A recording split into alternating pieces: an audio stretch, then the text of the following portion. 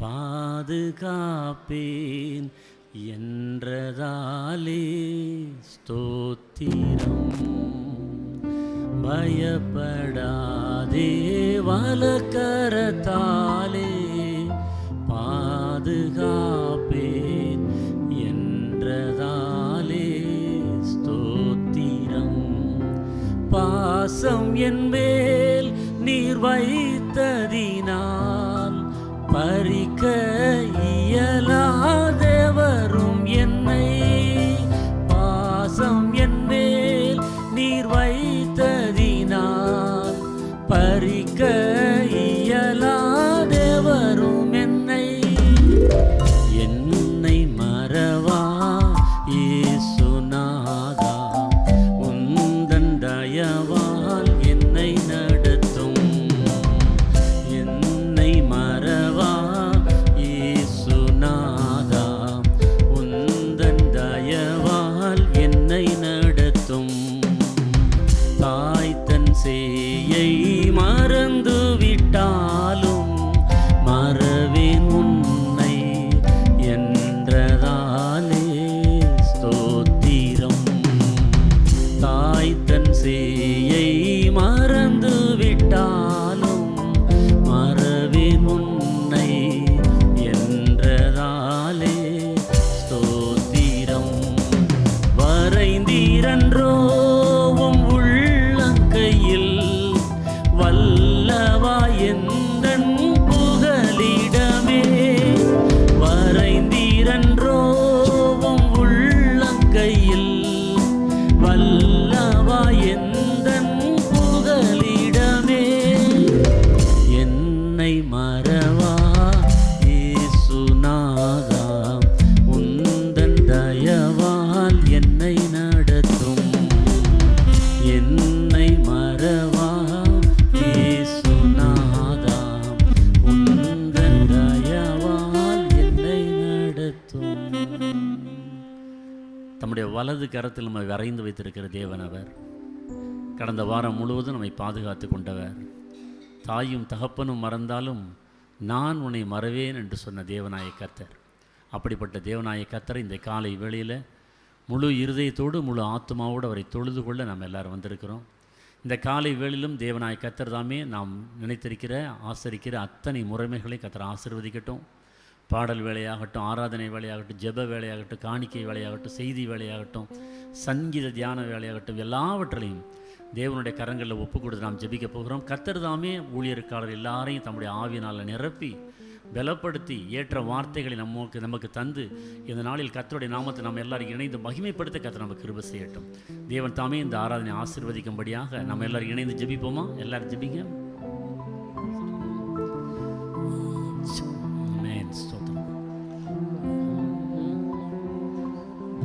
ஸ்தோத்திரம்.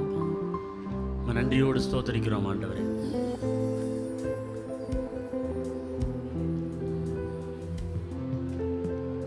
ஸ்தோத்திரம்பா, நன்றியோடு ஸ்தோத்திரிக்கிறோம்.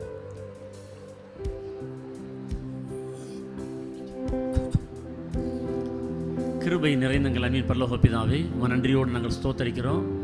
மீண்டுமாய் கர்த்தாவே, இந்த காலை வேளை நாங்கள் எல்லாரும் கூடி உம்மை ஆராதிக்க, உம்மை தொழுது கொள்ள, உம்முடைய வார்த்தைகளை கேட்க, உம்மிடத்தில் ஜெபிக்க இந்த காலை வேளையில் கூடி வந்திருக்க எங்கள் அத்தனை பேரை கர்த்தருடைய கண்கள் ஆண்டவரை பார்க்கட்டும்.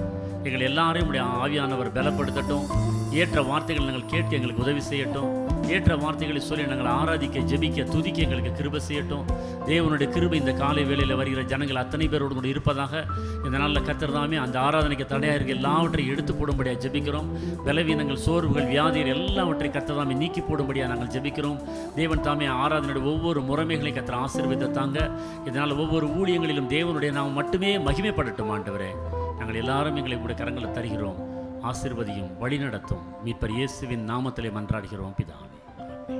உட்காரலாம். நம்முடைய பாடல் புத்தகத்தில் ஒரு சில பாடலை பாடி நாம் தேவனை மகிமைப்படுத்த போகிறோம். 111வது பாடல், தூய ஆதி தூயவரே உமது புகழை நான் பாடுவேன், பாரில் எனக்கு வேறென்ன வேண்டும், உயிருள்ள வரை நின் புகழ் பாட வேண்டும்.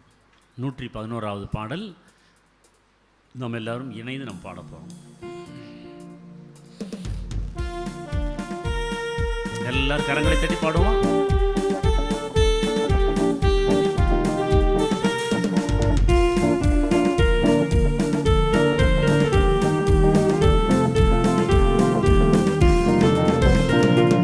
தூயாதி தூயவரே, உமது புகழை நான் பாடுவேன். தூயாதி தூயவரே, உமது புகழை நான் பாடுவேன். பாரில் எனக்கு வேறென்ன வேண்டும்? உயிருள்ளவரை நின் புகழ் பாட வேண்டும். பாரில் எனக்கு வேறென்ன வேண்டும்?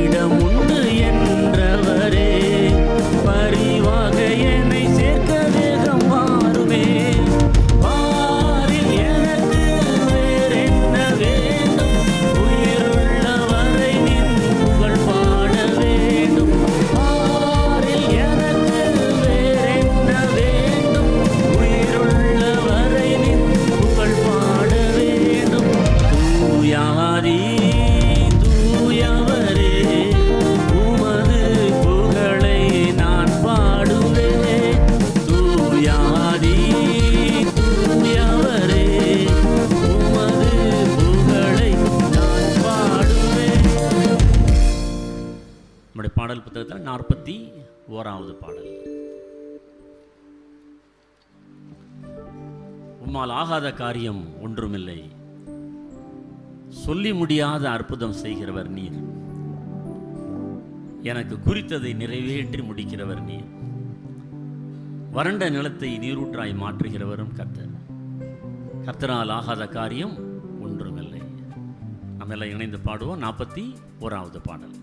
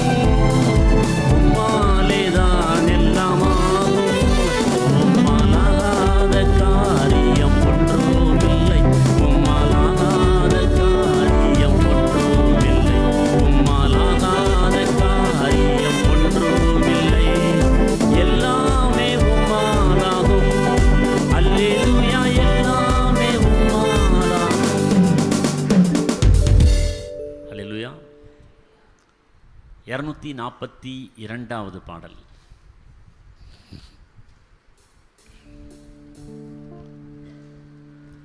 அபிஷேக ஒலிவ மரம். ஆலயத்தில் நடப்பட்டவர்கள் ஒலிவ மர கன்றுகளைப் போல செழித்தோங்கி இருப்பார்கள்னு வேதம் சொல்கிறது. ஆலயத்தில் நடப்பட்டவர் ஒரு மரம் மாதிரி, செடி மாதிரி. நம்மெல்லாம் அவருடைய வாழ்க்கையில் ஒலிவ மரம் போல செழித்திருப்பார்கள்னு வேதம் சொல்கிறது. கர்த்தர் நம்ம கொடுத்திருக்க அந்த மிகப்பெரிய கிருபை. அவர் நம்மை காப்பாற்றுகிறார், போஷிக்கிறார், நீர் பாய்ச்சுகிறார், உணவு தருகிறார், வளர்க்கிறார். தேவன் நம்மிடத்தில் இந்த கனிகளை எதிர்பார்க்கிறார், தருகிறார். எல்லாவற்றையும் நமக்கு செய்கிற தேவனாய் கர்த்தர் அவர். எனவே தேவனாய் கர்த்தருடைய ஆலயத்தில் நடப்பட்டது நம்முடைய பெரிய பாக்கியம். எல்லாம் இணைந்து படுவோமா? 242வது பாடல்.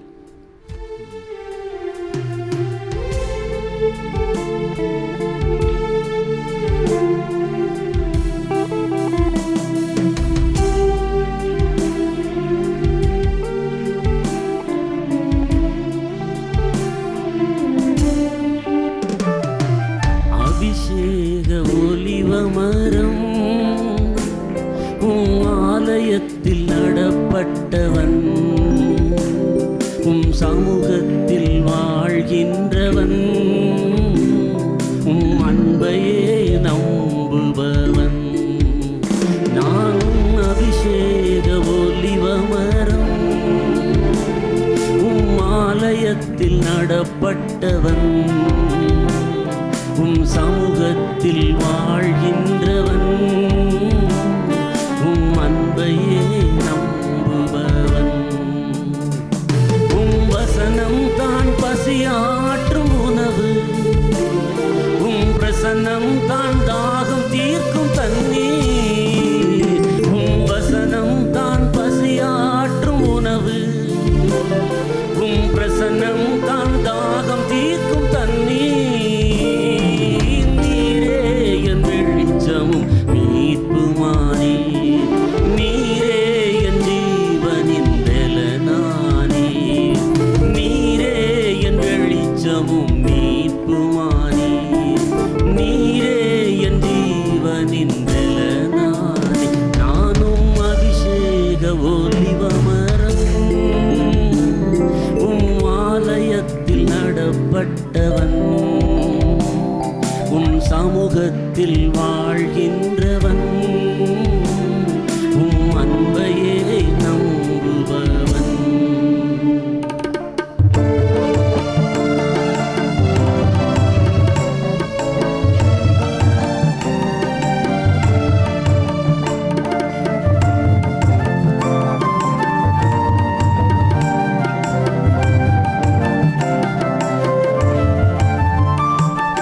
காப்பாற்றும் காவலர் நீரே,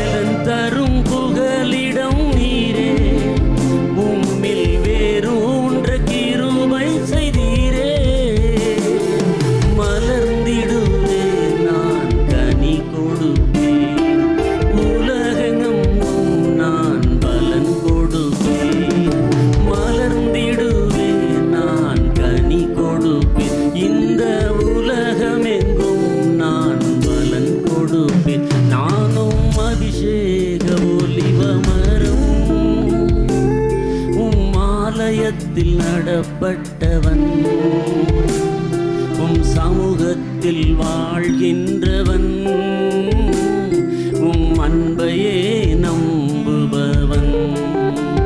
நானும் அபிஷேக ஒலிவமரம், உம் ஆலயத்தில் நடப்பட்டவன், உம் சமூகத்தில் வாழ்கின்றவன்,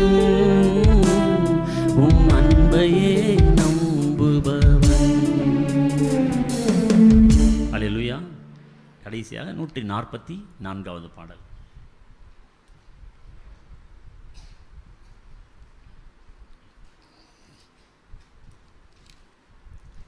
மறவார் இயேசு மறவார், உன்னை ஒரு இமைப்பொழுதிலும் மறவார்.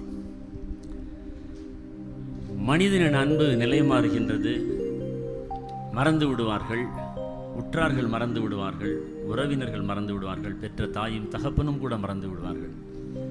ஒரு நாளும் மறவாதவர் நம்முடைய ஆண்டவராகிய இயேசு கிறிஸ்து. ஹல்லேலூயா.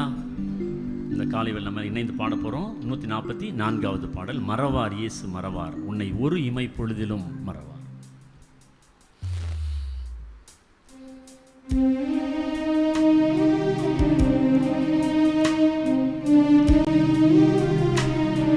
எல்லா கரங்களையும் தட்டுமா?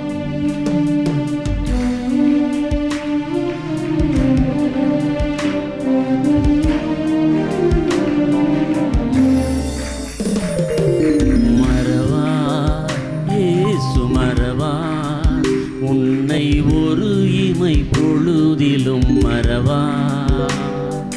மறவார் இயேசு மறவார், உன்னை உருவாக்கிய இயேசு மறவார். மறவார் இயேசு மறவார், உன்னை ஒரு இமை பொழுதிலும் மறவார். மறவார் இயேசு மறவார், உன்னை உருவாக்கிய இயேசு மறவார்.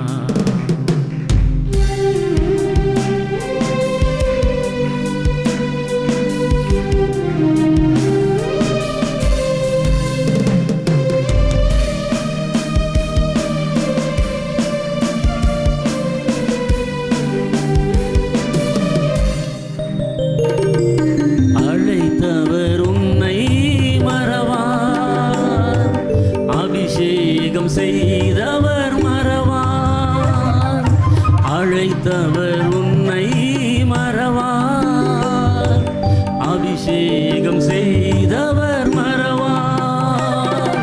மனிதனின் அன்பு நிலை மாறினாலும் மகிமையின் தேவன் உன்னை மறவார். மனிதனின் அன்பு நிலை மாறினாலும் மகிமையின் தேவன் உன்னை மறவார்.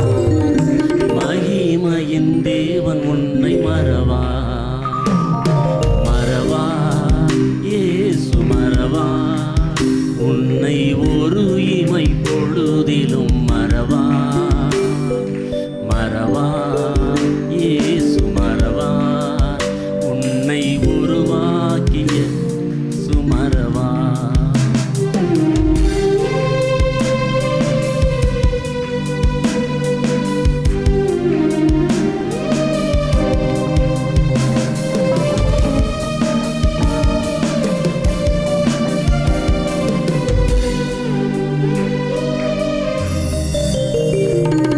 தரிசனம் தந்தவர் மறவார், தாங்கியே நடத்திட மறவார். தரிசனம் தந்தவர் மறவார், தாங்கியே நடத்திட மறவார். எப்பக்க நெருக்கங்கள் உன்னை சூழ்ந்திட்டாலும் எலியாவில் தேவன் உன்னை மறவார். சூழ்ந்திட்டாலும் எலியாவில் தேவன் உன்னை மறவார். எலியாவில் தேவன் உன்னை மறவார்.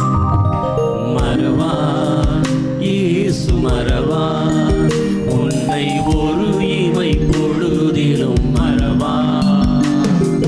மறவார் இயேசு மறவார்,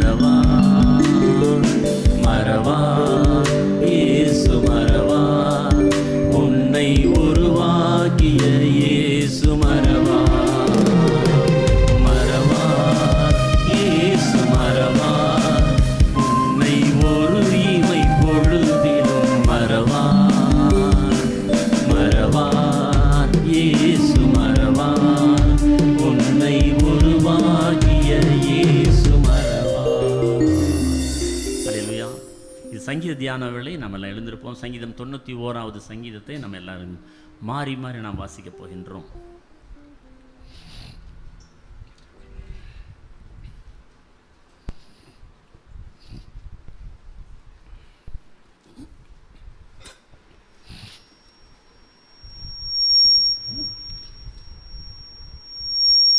மாறி மாறி வாசிக்க வேண்டிய சங்கீதம் சங்கீதம் 91, பக்கம் பழைய ஏற்பாடு 728.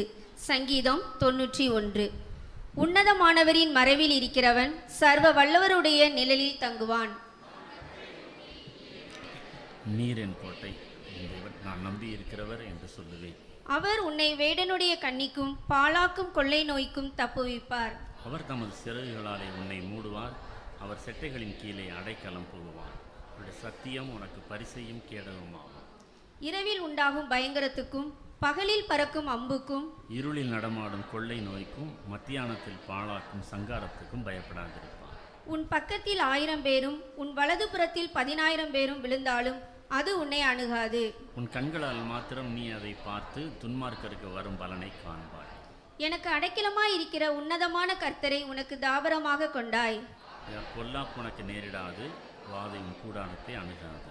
உன் வழிகளெல்லாம் உன்னை காக்கும்படி உனக்காக தம்முடைய தூதர்களுக்கு கட்டளையிடுவார். உன் பாதம் கல்லில் இடராதபடிக்கு அவர்கள் உன்னை தங்கள் கைகளில் ஏந்தி கொண்டு போவார்கள். சிங்கத்தின் மேலும் விரியன் பாம்பின் மேலும் நீ நடந்து பால சிங்கத்தையும் வலு சர்ப்பத்தையும் மிதித்து போடுவாய். அவன் என்னிடத்தில் வாஞ்சியாயிருக்கிறபடியால் அவனை விடுவிப்பேன். என் நாமத்தை அவன் அறிந்திருக்கிறபடியால் அவனை உயர்ந்த அடைக்கலத்தில் வைப்பேன். அவன் என்னை நோக்கி கூப்பிடுவான், நான் அவனுக்கு மறு உத்தரவு அருளி செய்வேன். ஆபத்தில் நானே அவனோடு இருந்து அவனை தப்புவித்து அவனை கனப்படுத்துவேன். நீடித்த நாட்களால் அவனை திருப்தியாக்கி என் ரட்சிப்பை அவனுக்கு காண்பிப்பேன். ஆமென். அனைவரும் அமர்ந்து கொள்வோம். நாம் வாசித்த இந்த சங்கீதத்திலிருந்து இன்றைய நாளுக்கான சிந்தனைக்கான தலைப்பு என்ன அப்படின்னா, யார் நமது அடைக்கலம்? யார் நமது அடைக்கலம்? அதற்கு ஆதார வசனம் நம் வாசித்த சங்கீதம் 2வது வசனம். நான் கர்த்தரை நோக்கி நீர் என் அடைக்கலம் அப்படின்னு சொல்லி வாசிக்கிறோம். அடைக்கலம் அப்படின்னா என்ன அப்படின்னா பாதுகாப்பு. அதாவது ஒரு தாய் பறவை தன்னுடைய குஞ்சுகளை ஆபத்து வரும்போது தன்னுடைய சிறகுகளை விரித்து அதை எப்படி பாதுகாக்குதோ, அதே மாதிரி தேவனுடைய செட்டைகளின் கீழ் வருகிற அவருடைய பிள்ளைகளை தேவன் என்ன செய்கிறார்? அவருடைய சிறகுகளை விரித்து மூடி பாதுகாக்கிறார். அதை தான் நம்ம என்ன சொல்கிறோம்? அடைக்கலம் அப்படின்னு சொல்லுகிறோம். இந்த சங்கீதத்தை ஒரு பாதுகாப்பின் சங்கீதம் அப்படின்னு கூட நம்ம என்ன செய்யலாம், சொல்லலாம். தேவனுடைய பாதுகாப்பை உறுதிப்படுத்துகிற சங்கீதமாக என்ன செய்து இருக்கிறது. இந்த சங்கீதம் தேவனுடைய பிள்ளைகள் எல்லாராலும் மிகவும் நேசிக்கப்படக்கூடிய ஒரு சங்கீதம். ஏன் அப்படின்னா சிறு பிள்ளைகள் முதல் பெரியவர்கள் வரைக்கும் இந்த சங்கீதத்தை நம்ம என்ன செய்வோம்? மனப்பாடமாக பண்ணுறது என்னது வழக்கமாக இருக்கிறோம். இன்னும் இந்த சங்கீதத்தில் தேவனுடைய பிள்ளைகளுக்கு வருகிற ஆபத்தை குறித்தும் தேவன் எப்படி எல்லா ஆபத்திலிருந்து தப்புவிக்கிறார் என்பது குறித்தும் இந்த சங்கீதத்தில் என்ன செஞ்சிருக்கு, எழுதியிருக்கிறத பார்க்கிறோம். இந்த சங்கீதத்தை எழுதியது யார் என்று சொல்லி என்ன செய்யலை, குறிப்பிடலை. ஆனால் மோசே தான் இந்த சங்கீதத்தை எழுதியிருக்கலாம் அப்படின்னு சொல்லி பல சரித்திர ஆராய்ச்சியாளர்கள் என்ன செய்கிறாங்க, சொல்லுகிறாங்க. அநேகர் இது மோசே எழுதியிருக்கதா என்ன சொல்லிடுறாங்க, நம்புகிறாங்க. ஏன் அப்படின்னா மோசே வனாந்தரத்தில் இஸ்ரவேல் ஜனங்களை நடத்தி செல்கின்ற காலங்களில் அங்கு உண்டாகிற பலவிதமான போராட்டங்கள், சத்ருவின் சோதனைகள், விபத்துகள், ஆபத்துகள் எல்லாத்துலேயும் இருந்து தேவன் என்ன செஞ்சான், அவருடைய ஜனங்களை எப்படி பாதுகாக்கணும் அப்படின்னு சொல்லி நம்பிக்கை ஊட்டுகிற தேவனுடைய வார்த்தைகளை வைத்து எழுதியதுதான் என்னது இந்த சங்கீதம். இன்னும் இந்த கொரோனா காலகட்டத்தில் இந்த சங்கீதத்தை அநேக சபைகள் என்ன செஞ்சோம், அனுதினமும் அறிக்கை செய்தோம். எல்லா வீடுகளிலும் இந்த சங்கீதத்தை நம்ம என்ன செஞ்சோம், அறிக்கை செய்தோம். அப்போ அந்த வியாதியிலிருந்து, அந்த நோயிலிருந்து தேவன் என்ன செஞ்சார், அநேகர் என்ன செஞ்சார், பாதுகாத்து கொண்டார். இன்னும் இந்த சங்கீதத்தில் என்னென்ன பாதுகாப்பு அப்படி இருக்குன்னா, மறைவான கண்ணிகளுக்கு தேவன் என்ன செய்கிறாரு, பாதுகாத்து கொள்கிறாரு. நம்மளுக்கு தெரியாத அறியாத சில பிரச்சனைகள் வரும்போது தேவன் அதிலிருந்து என்ன செய்கிறாரு, பாதுகாத்து கொள்கிறாரு. இன்னும் எல்லா கால சூழ்நிலைகளையும் அவர் என்ன செய்கிறாரு, பாதுகாத்து கொள்கிறாரு. பகலில் மாத்திரம் மட்டும் இல்லை, இரவில் உண்டாகிற எல்லா பயங்கரத்துக்கும் மத்தியானத்தில் பாலாக்கு சங்காரத்துக்கு என்ன செய்கிறார், தேவன் நம்மளை பாதுகாத்து கொள்கிறார். சத்ருவானவன் நம்மை மேற்கொள்ளாதபடிக்கும் என்ன செய்கிறாரு, தேவன் என்ன செய்கிறாரு, பாதுகாத்து கொள்கிறாரு. இன்னும் இந்த வாதை நோய்கள் நம்முடைய குடும்பங்களையும் நம்ம பிள்ளைகளையும் சேதப்படுத்தாதபடிக்கு தேவன் என்ன செய்றாரு? நம்முடைய கூடாரங்களை மூடி மறைத்து பாதுகாத்து கொள்கிறார். தேவனை நம்புகிறவர்களுக்கு தேவன் கொடுக்கின்ற பாதுகாப்பை குறித்து இதில் நம்ம வாசிக்க முடியும். இன்னும் தேவனுடைய பாதுகாப்பை மற்றவர்களுக்கு எப்படி எடுத்து சொல்றதுங்கிறதையும் இந்த சங்கீதத்தில் நம்ம பார்க்க முடிகிறது. இன்னும் தேவனை உண்மையாய் நேசிக்கிறவர்களுக்கு, அதாவது தேவன் மேல வாஞ்சையாய் இருக்கிறவர்களுக்கு தேவன் எப்படி தயவு பாராட்டுறாரு, எப்படி பாதுகாக்கிறாருங்கிறத நம்ம இதில் செய்ய முடியும், அறிய முடியும். அப்போ இந்த வசனங்கள் மூலமா தேவன் நம்மளை பாதுகாக்கிறான்னு சொல்லி நம்ம அறிஞ்சிருக்கோம். ஆனால் பிசாசு என்ன செஞ்சிருந்தான்? இந்த அதிகாரத்துள்ள வசனங்களை தேவன் கண்டிப்பாக பாதுகாப்பார்னு சொல்லி அறிஞ்சு தேவனை சோதிக்கிறதற்கு இந்த அதிகாரத்துள்ள வசனங்கள் என்ன செஞ்சான்? பிசாசானவன் பயன்படுத்தினான். ஆனால் ஆண்டவர் வசனங்கள் மூலமா பிசாசை என்ன செஞ்சாரு? மேற்கொண்டார். அப்போ நம்முடைய வாழ்க்கையில நமக்கு வருகிற பிரச்சனைகளுக்கு ஒரு பாதுகாப்பான இடம் கண்டிப்பா என்ன செய்ய தேவை. அப்போ அந்த இடம் யாரு அப்படின்னா நம்முடைய தேவன் தான். அப்போ நம்ம அவருடைய சமூகத்தில் அமர்ந்து அவருடைய பாதத்தில் அமர்ந்து அவரை நோக்கி கூப்பிடும்போது அவர் மேல் விசுவாசித்து அவருடைய பாதத்தில் நம்ம இருக்கும்போது தேவன் நமக்கு அடைக்கலமா இருந்து நம்மை சுற்றிலும் ஒரு மதிலா என்ன செய்வாரு? பாதுகாப்பார். இப்போ வேதத்தில் தேவன் யாரெல்லாம் பாதுகாத்தார் அப்படின்னு சொல்லணும்னா நோவாவை குறித்து என்ன செய்யலாம்? பார்க்கலாம். நோவா வாழ்ந்த காலத்தில் அங்குள்ள ஜனங்கள் எல்லாரும் அக்கிரமத்தால் நிறைந்து தேவனுடைய கோபத்திற்கு ஆளாகி அவரால் அழிக்கப்படுகிற காலத்தில் நோவாவுக்கும் அவனுடைய குடும்பத்துக்கும் தேவனுடைய கண்கள் என்ன கிடைச்சிது? இரக்கம் கிடைச்சிச்சு. ஏன் அப்படின்னா நோவா நீதிமானும் உத்தமனுமாய் காணப்பட்டதுனால தேவன் என்ன செஞ்சாரு? அவனையும் அவன் குடும்பத்தையும் பாதுகாத்து கொண்டார்.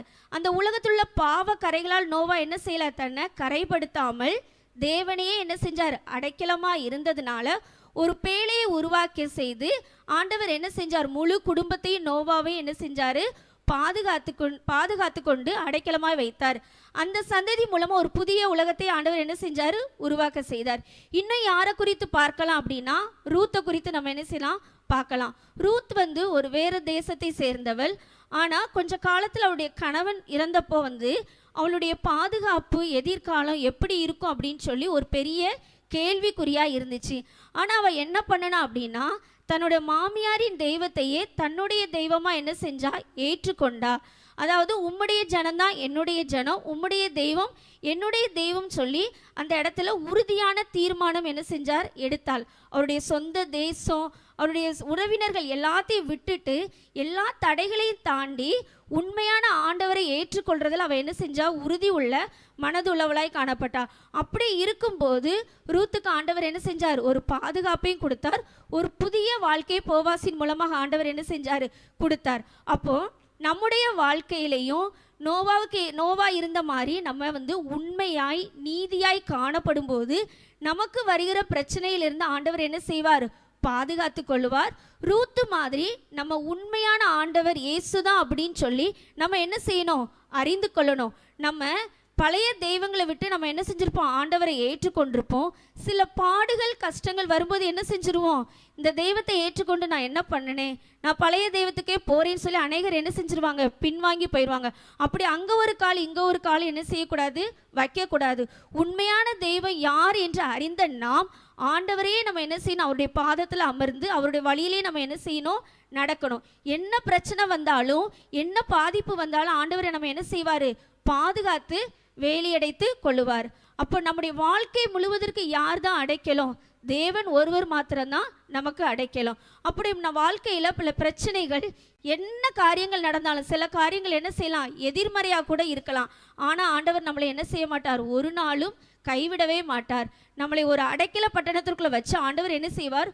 பாதுகாத்து கொண்டு நம்மளுக்கு மதிலும் கோட்டையும் அரணுமா இருந்து சங்கீதம் 46:1 வாசிக்கிற மாதிரி தேவன் நமக்கு அடைக்கலமும் பலனும் ஆபத்து காலத்தில் அனுகூலமான துணையுமா என்ன செய்வார்? கண்டிப்பா தேவன் நம்மளை வழி நடத்துவார். அப்போ நம்ம என்ன செய்யணும்? சிறு பிள்ளைகளிலிருந்து எல்லாரும் என்ன செய்யணும்? இந்த அதிகாரத்தை ஒவ்வொரு நாளும் நம்ம அவருடைய சமூகத்தில் இருந்து என்ன செய்யணும்? அறிக்கை செய்யணும். அப்படி நம்ம அறிக்கை செய்து ஜெபிக்கும் போது தேவன் நம்மளை எல்லா தீங்குக்கு விலக்கி நம்மளை என்ன செய்வார்? பாதுகாத்து கொள்வார். ஆண்டவர் தாமே இதை ஆசீர்வதிப்பாராக. ஆமேன்.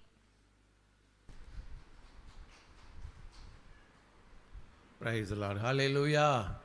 நல்ல சத்தமாய் ஹல்லேலூயா. கர்த்தர் நல்லவர். நம்ம அவர் அப்படி எழுந்து நிற்போம். ஒரு சில நிமிடங்கள் நாம் கர்த்தரை நோக்கி நாம் பார்க்க போகிறோம். ஹல்லேலூயா. தேவாதி தேவனை நாம் ஆராதித்து அவருடைய நாமத்தை மகிமைப்படுத்தும்படியாய் கர்த்தர் நம்ம இந்த இடத்திலே கூட்டி வந்திருக்கிறார். ஹல்லேலூயா. தேவனுடைய நாமத்தை பாட்டினால் துதித்து ஸ்தோத்திரத்தினால் மகிமைப்படுத்துங்கன்னு சொன்ன வசனத்தின்படி நாம் இந்த நாளில் இந்த காலை வேளையிலே அவருடைய நாமத்தை துதித்து மகிமைப்படுத்தும்படியாய் வந்திருக்கிறோம். எல்லாரும் அப்படியே கண்களை மூடி ஹல்லேலூயா ஹல்லேலூயா.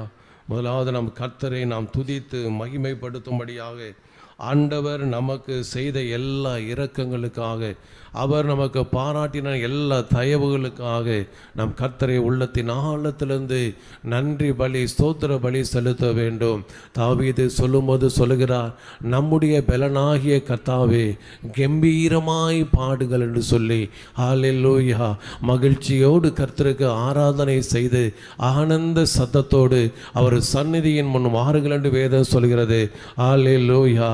இந்த காலை வேளையிலும் அவருடைய சன்னிதானத்துக்குள் வந்திருக்கிற என் தேவ பிள்ளையே, கர்த்தரை நோக்கி பார். ஹல்லேலூயா. அவர் தாமே நமக்காக எல்லா காரியங்களையும் செய்து முடித்திருக்கிறவர், ஜீவன் சுகம் பலன் கொடுத்தவர், நமக்கு கிருபை பாராட்டினவர். ஹல்லேலூயா.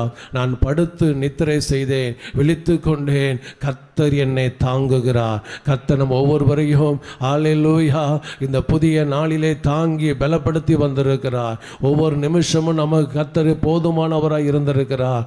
உள்ளத்தின் ஆழத்திலிருந்து ஸ்தோத்திரம் பண்ணுவோமா. ஹல்லேலூயா. ஆண்டவரே, நீர் என்னை பாதுகாத்ததற்காய் ஸ்தோத்திரம், நீர் எனக்கு அடைக்கலமாய் இருந்ததற்காய் ஸ்தோத்திரம். வாயை திறந்து சொல்லுங்க. ஹல்லேலூயா. கர்த்தர் உங்களை பாதுகாத்தாரா? நம்புறீங்களா? ஹல்லேலூயா. கர்த்தர் உங்க கூட இருந்தாரா? உங்களை போஷித்தாரா? உங்களை காப்பாற்றினாரா? உணர்றவங்க மாத்திரம் வாயை திறந்து நன்றி சொல்லுங்க. ஏசப்பா, அந்த வார்த்தையை சொல்லி சொல்லுங்க. எனக்கு பாராட்டின இரக்கத்திற்காய் ஸ்தோத்திரம், எனக்கு தயவு பாராட்டினீர், எனக்கு அடைக்கலமாய் இருந்தே உன்னதமான தேவனே உம்மை ஸ்தோத்திரம் ஸ்தோத்திரம் ஸ்தோத்திரம். ஹல்லேலூயா ஹல்லேலூயா. ஸ்தோத்திரத்தினால் கிருபைகள் பெருகும். அநேக ஸ்தோத்திரங்கள். ஹல்லேலூயா ஹல்லேலூயா. நன்றி நன்றி நன்றி. சின்ன பிள்ளைங்க பெரியவங்க எல்லாரும் அப்படியே கண்களை மூடி ஹல்லேலூயா உலகத்தை மறந்து ஒருமனப்பட்டவர்களாய் தேவாதி தேவனை துதிக்கும்படியாய் வந்திருக்கிறோம். ராஜாதி ராஜாவை துதிக்கும்படியாய் வந்திருக்கிறோம். மற்ற எங்கே வேடிக்கை பார்க்க கர்த்தரை அழைத்து வரவில்லை. ஓ ரேபா லாபா தார. வாயை திறந்து ஸ்தோத்திரம் பண்ணு. வாயை திறந்து இயேசுவே என்னை காப்பாற்றி இருக்கிறேன். தாவீதை போல சொல்லுவோம், நான் படுத்து நித்திரை செய்தேன், விழித்து கொண்டேன், ஆனால் கர்த்தர் என்னை தாங்கி இருக்கிறதை நான் பார்க்கவில்லை. இம்மட்டுமா என்னை தாங்கினரே ஸ்தோத்திரம், இம்மட்டுமா என்னை பலப்படுத்தினரே ஸ்தோத்திரம், இந்த நாள் வரைக்கும் என்னை பலப்படுத்தினரே ஸ்தோத்திரம், எனக்கு சுகம் தந்திரே ஸ்தோத்திரம், எனக்கு பலன் தந்திரே ஸ்தோத்திரம், என்னை பாதுகாத்திரே ஸ்தோத்திரம் ஸ்தோத்திரம். ஹல்லேலூயா ஹல்லேலூயா ஹல்லேலூயா ஹல்லேலூயா. நாம் நிற்பதும் நிர்மூலமாகாமல் இருப்பதும் கர்த்தருடைய கிருபை என்று வேதம் சொல்கிறது. ஹல்லேலூயா. என் ஆத்துமாவே கர்த்தரையே ஸ்தோத்திரி. காரணம் என்ன தெரியுமா? அவர் மகா பெரியவர். ஹல்லேலூயா. கிரியை செய்வதில் மகா பயங்கரமானவர். அவருக்கு ஒப்பானவர் யாருமே இல்லை. நாம் வணங்குற தெய்வம் ஒரு கல்லோ மண்ணோ மரமோ மட்டையோ அல்ல. நீங்களும் நானும் ஆராதிக்கிற தேவன் நம்மோடு கூட இருக்கிறவர், நம்மை நடத்துகிறவர். ஹல்லேலூயா ஹல்லேலூயா. துதிகளின் நடுவிலே வாசம் பண்ணுகிறவர். ஹல்லேலூயா. அந்த தேவனை உள்ளத்தின் ஆழத்திலிருந்து எல்லாரும் வாயை திறந்து, ஆண்டவரே, நீர் எனக்கு பாராட்டின தயவு பெரியது, நீர் எனக்கு பாராட்டின இரக்கம் பெரியது. அநேகர் இன்னும் ஸ்தோத்திரிக்கல, ஒருமனப்படல. ஓ ஹல்லேலூயா ஹல்லேலூயா ஹல்லேலூயா. உமக்கு நன்றி. ஹல்லேலூயா. துதியும் உமக்கே. ஹல்லேலூயா. கடமும் உமக்கே. ஹல்லேலூயா. மகிமை உமக்கே. ஹல்லேலூயா. புகழ்ச்சி உமக்கே. ஹல்லேலூயா. ஜீவன் சுகம் பலன் தந்து காத்தீரே, ஜீவனுள்ள நாளெல்லாம் பாடுவே. ஜீவன் சுகம் உங்க சத்தம் உயரட்டும். ஜீவனுள்ள உம்மை பாடாமல் உம்மை துதிக்காமல் நான் துதிப்பேன். ஷவரபதரபு. வேதம் சொல்கிறது, நான் உயிரோடு இருக்கும் மட்டும் என் கர்த்தரை பாடுவேன். நான் உள்ளளவும் என் தேவனை நான் கீர்த்தனம் பண்ணுவேன். ஏன் தெரியுமா? அவர் என்னை சிங்கங்களின் வாய்களுக்கு இரையாக ஒப்புக்கொள்ளாமல் என்னை பாதுகாத்தார். சிங்கத்தின் நடுவிலே என்னை காப்பாற்றினார். பொல்லாத சத்துருக்கள் நடுவிலே என்னை காப்பாற்றினார். சவுலின் கையில் நான் விழாதபடிக்கு என்னை காப்பாற்றினார். மனுஷிக சக்திகளுக்கு என்னை விலக்கி காப்பாற்றினார். எத்தனை பேர் நம்புறீங்க? நல்ல கரங்களை தட்டி, ஆண்டவரே என்னை சிங்கங்களின் வாய்களுக்கு தப்புவித்தவர், மனிதரின் சக்திகளுக்கு என்னை தப்புவித்தவர், சத்துருக்களின் வல்லமைக்கு விலக்கி தப்புவித்தவர், உம்மை பாடாமல் யாரை நான் பாட முடியும்? ஆகவேதான் அவர் சொல்றார், நான் உயிரோடு இருக்க மட்டும் என் கர்த்தரை பாடுவேன். நன்மை செய்தால் நான் அவரை பாடுவேன் என்று அவர் சொல்லல. என்ன நடந்தாலும் சரி, என் நம்பிக்கை முழுவதும் சங்கீதம் 91 வாசித்ததை போல நான் நம்பி இருக்கிறவர் என்று சொல்லுவேன். என் கோட்டை அவர். நான் நம்பி இருக்கிறவரால் என் கோட்டை, எனக்கு அடைக்கலம், என் துணை, என் தேவன். நான் நம்பி இருக்கிறவர். இன்னைக்கு நீங்க யாரை நம்பி இருக்கிறீங்க? யாரை சார்ந்து இருக்கிறீங்க? கர்த்தரை நம்பி இருந்தால், கர்த்தரை சார்ந்து இருந்தால் இந்த வார்த்தை நீங்க தைரியமாய் சொல்லணும். நான் நம்பி இருக்கிறவர் என்னை தப்புவிப்பார். நான் நம்பி இருக்கிறவர் எனக்கு அடைக்கலமாய் இருக்கிற. வாய் திறந்து சொல்லுங்க, ஹல்லேலூயா. அறிக்கை செய்க, பிசாசு வெட்கப்படட்டும். நான் நம்பி இருக்கிறவர் என்னை தப்புவிப்பார். நான் நம்பி இருக்கிறவர் என் கோட்டையும் அரணுமாய் இருக்கிறார். அவர் சிங்கங்களின் வாய்களுக்கு என்னை தப்புவிப்பார். பொல்லாத மனுஷரின் கண்களுக்கு கண்ணிகளுக்கு என்னை விலைக்கு தப்புவிப்பார். சத்துருவின் கையில் என்னை ஒப்புக் கொடுக்க மாட்டார். நான் இது நடந்துருமோ, இப்படி வந்துருமோ பயந்து போயிருக்கிற நண்பு தேவனுடைய பிள்ளையே, தைரியமாயிரு. சத்துருவின் கையில் உன்னை ஒப்புக் கொடுக்க மாட்டார். உன் தேவன் உன்னோடு கூட இருக்கிறார். உன் தேவன் உன்னோடு கூட இருக்கிறார். மோசையை பார்த்து சொன்னவர் அதே வார்த்தையை யோசுவாவை பார்த்து சொன்னார். நான் மோசையோடு இருந்தது போலவே உன்னோடும் இருக்கிறேன்னு சொல்லி இந்த காலை வேளையிலே உன்னோடு கர்த்தர் இருக்கிறார். அவருடைய சிங்கங்களின் கைகளுக்கு தப்புவிக்கிறவர். அந்த வாய்க்கு உன்னை ஒப்புக் கொடுக்க மாட்டார். ஓ ஹல்லேலூயா. எவனை வேட்டை ஆடலாமோ என்று சொல்லி சுற்றி தெரிந்தாலும், எந்த சத்துருவனுக்கு விரோதமாய் எழும்பினாலும் கர்த்தர் உன்னை பாதுகாக்கிற தேவன். நீ இந்த நம்பிக்கை அறிக்கை செய்ய, நான் நம்பி இருக்கிறவன். ஆபிரகாமை குறித்து வேதம் சொல்லுகிறது, நம்புவதற்கு ஏதுவில்லாதிருந்தும் அதை அவன் விசுவாசித்தான். கர்த்தர் வாக்கு பண்ணினதை விசுவாசித்தான். நம்புவதற்கு எந்த ஏதுக்களும் இல்லை, எந்த அடையாளங்களும் இல்லை, எந்த காரியங்களும் இல்லை. ஆனால் அவன் வார்த்தை, ஏசப்பா சொன்ன, தேவன் சொன்ன வார்த்தையை விசுவாசித்தான் சொல்லப்பட்டிருக்கிறது. அந்த வாக்குத்தத்தை நம்பினவன் அவன் சும்மா இருக்கல, கர்த்தரை ஸ்தோத்திரத்தினால் மகிமைப்படுத்தினான். விசுவாசத்தில் வர வர பலத்து போயிருந்தான். இந்த காலை வேளையிலே நம்புவதற்கு ஏதுவில்லாதிருந்தும் நம்பினவன் ஆபிரகாமை போல இந்த காலை வேளையிலே நீங்கள் நம்பி இருக்கிற இயேசுவை அறிக்கை செய்யுங்கள். நீங்கள் சத்துருவின் கையில் ஒப்புக் கொடுக்கப்படுவதில்லை. இந்த பாடலை பாடி நாம் விடுதலையாய் கர்த்தரை ஆராதிப்போம். அல்லேலூயா. உம்மை பாடாமல் யாரை நான் பாடுவேன், உம்மை துதிக்காமல் யாரை நான் துதிப்பேன். உம்மை பாடாமல், எல்லாம் சேர்ந்து பாடுங்க. ஆமை விடுதலையா கரங்களை தட்டி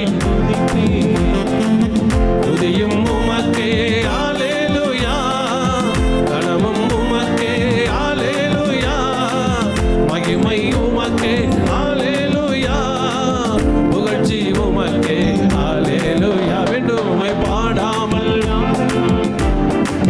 எல்லாரும் பாடணும். உம்மை பாடாமல் இயேசுவே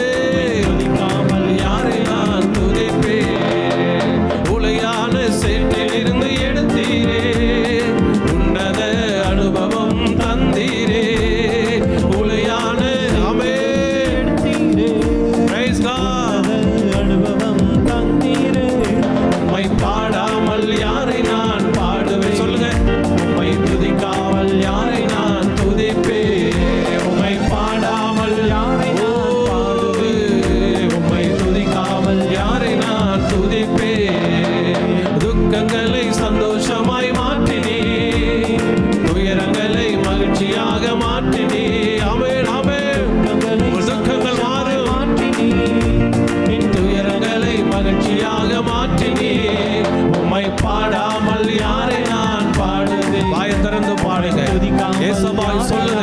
ஆண்டவரே, நீரே துதிக்கு பாத்திரர், நீரே கனத்திற்கு பாத்திரர். உம்மை துதிக்காமல் யாரை நான் துதிப்பேன்? ஒன்றுக்கும் உதவாத என்னையும் உருவாக்கி உயர்த்தின தெய்வமே, ஒன்றுக்கும் உதவாத என்னையும் உருவாக்கி உயர்த்தின தெய்வமே, உம்மை பாடாமல் யாரை நான் பாடுவேன்? உம்மை துதிக்காமல் யாரை நான் துதிப்பேன்? உம்மை ஆயத்திறந்து பாடுவோமா?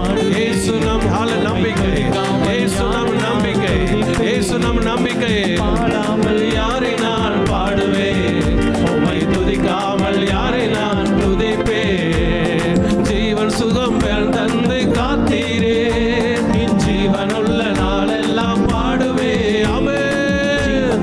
ஜீவன் சுகம் தந்தவரே, உம்மை நாங்கள் பாடுகிறோம், உம்மை நாங்கள் துதிக்கிறோம், உம்மை ஸ்தோத்திரிக்கிறோம்.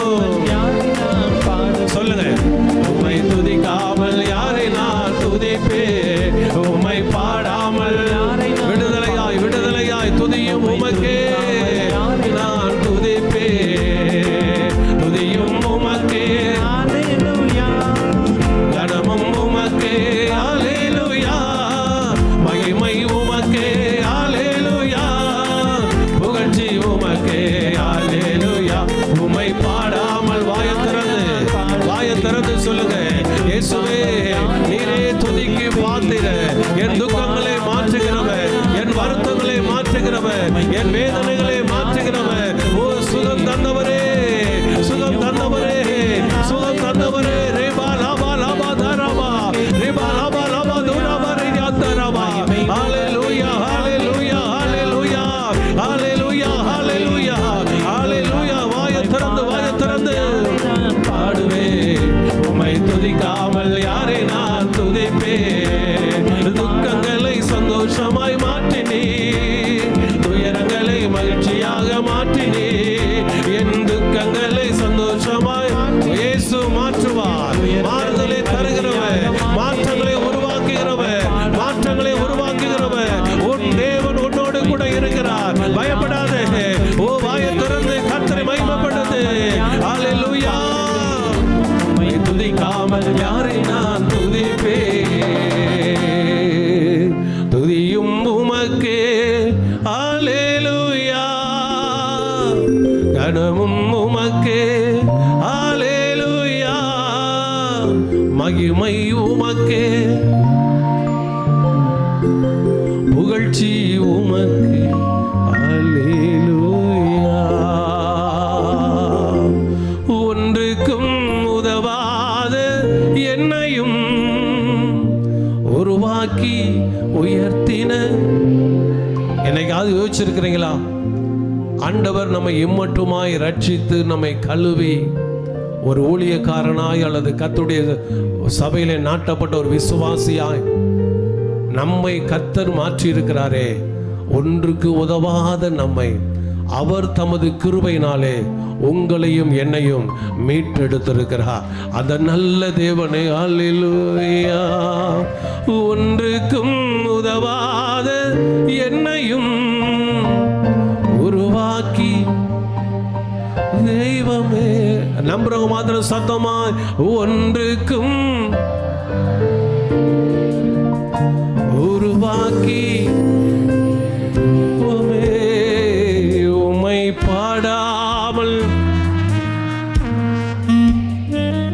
உம்மை துதிக்காம் யாரை நான் துதிப்பே.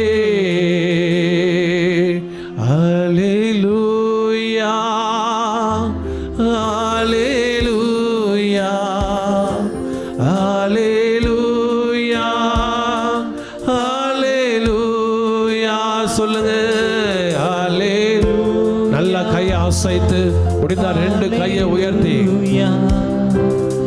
அல்லேலூயா, அல்லேலூயா, அல்லேலூயா, அல்லேலூயா, அல்லேலூயா, அல்லேலூயா. இன்னொரு விசை உயர்த்துங்கள் அவருடைய நாமத்தை. ஸ்தோத்தர் எங்களோட நாமத்தை கர்த்தரை உயர்த்துங்கள். அவரே துதிக்கு பாத்திரர். ஹல்லேலூயா. அப்படியே முழங்கால் படியிடுவோமா? ஆண்டவராய் கர்த்ததாமே அப்படியே சட்டைகளுக்குள்ளாய் நம்மை மூடி மறைத்திருக்கிறார்.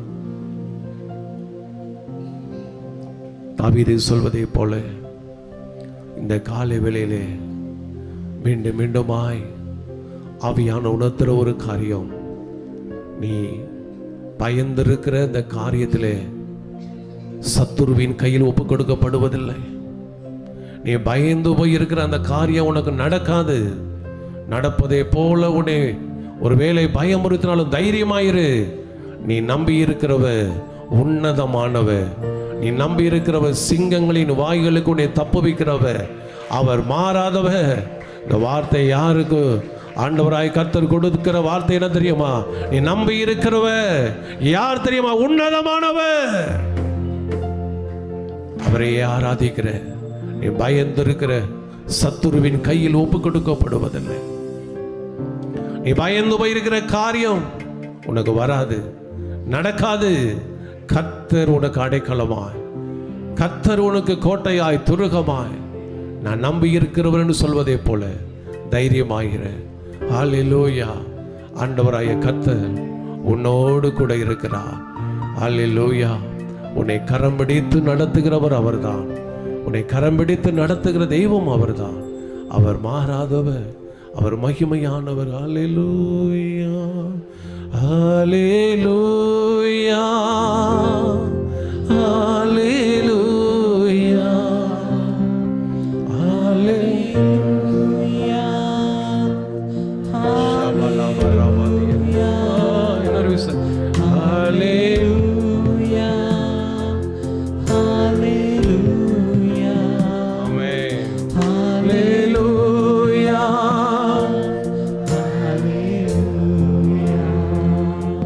உங்க நாமம் உயரணும், இன்றும் மேன்மை அடையணும். பாடுவே பாடுவோம் அல்லேலூயா. உங்க நாமம் உயரணும், இன்னும் மேன்மை அடையணும்.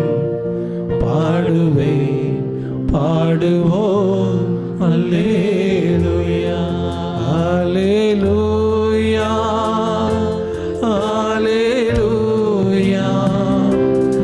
அல்லேலூயா. அல்லேலூயா. அல்லேலூயா. அல்லேலூயா. அல்லேலூயா. அல்லேலூயா. உங்களால் முடிந்த அடி முழங்கால் படியிட்டு ஒரு ஒப்பு கொடுத்தலியல் போல என்னை முழுவதுமாய் சமர்ப்பிக்கிறேன். ஆண்டவரே, சிங்கங்களின் வாய்களுக்கு எங்களை தப்புவிக்கிறவர், பொல்லாத மனுஷரின் கைகளுக்கு எங்களை தப்புவிக்கிறவர். நாங்கள் இயேசு ராஜாவின் பிள்ளைகள். அப்பா, இந்த இடத்துல உடைய சமூகத்திலே முழங்கால் படியெடுக்கிற அந்த பிள்ளைகள் எந்த காரியங்களை குறித்து பயந்து போய் ஆண்டவரே இப்படி ஆகிவிடுமோ அப்படி ஆகிவிடுமோ யோசித்தாலும் அவர்கள் யோசனை அறிவுக்கு அப்பாற்பட்டு என் தேவன் எல்லாவற்றையும் ஆராய்ந்து அறிந்திருக்கிறீர். ஆண்டவரே, எங்கள் உட்காருதலையும் எழுந்திருக்கலையும் அறிந்திருக்கிறீர். எங்கள் நினைவுகளை அறிந்திருக்கிறீர்.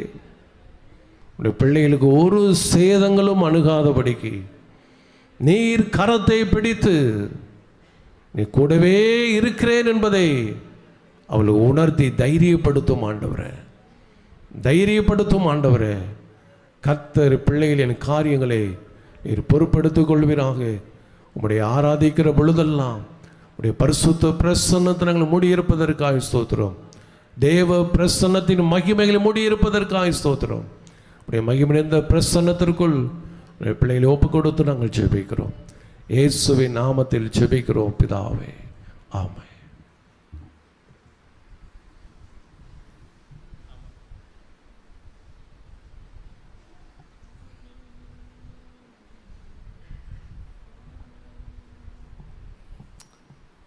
இப்பொழுது நம்ம ஒரு ஜெப குறிப்புக்காக இன்றைக்கி நம்ம ஜெபிக்க போகிறோம். நம்ம எதுக்காக ஜெபிக்க போகிறோம்னு உங்களுக்கு கண்டிப்பாக தெரியும். எதுக்காக ஜெபிக்க போகிறோம்? கரெக்டாக சொல்லிட்டீங்க. தேர்தலுக்காக ஜெபிக்கணும். அது நம்முடைய கடமை. ராஜாக்களுக்காக நம்ம ஜெபிக்கணும்னு சொல்லியிருக்கு. அதனால் நம்முடைய கடமை. அதற்காக ஜெபிக்க போகிறோம். நீர் விரும்புகிற நல்ல தலைவர்களை எங்களுக்கு தாங்க ஆண்டவரே. எந்த விதத்திலும் சுவிசேஷம் அறிவிக்கவோ ஆலயங்கள் நடத்தவோ ஆண்டவரை தடை செய்கிற எந்த அமைப்புகளும் எங்களுக்கு வரக்கூடாது. நாங்கள் விடுதலையாக தேவனை ஆராதிக்கணும். அந்த ஒரு நாள் கர்த்தாவே எங்களுக்கு பிரச்சனை வந்துடக்கூடாது. தேவன் தாமே அதுக்கு கிருபை செய்யணும் அப்படின்னு ஜெபிக்கணும். எல்லாம் ஜெபிப்போமா? எல்லாம் ஜெபிங்க. எல்லாரும் சத்தத்தை போய் ஜெபம் பண்ணணும். நம்முடைய ஜெபத்தையும் கர்த்தர் கேட்கிறவராக இருக்கிறார்.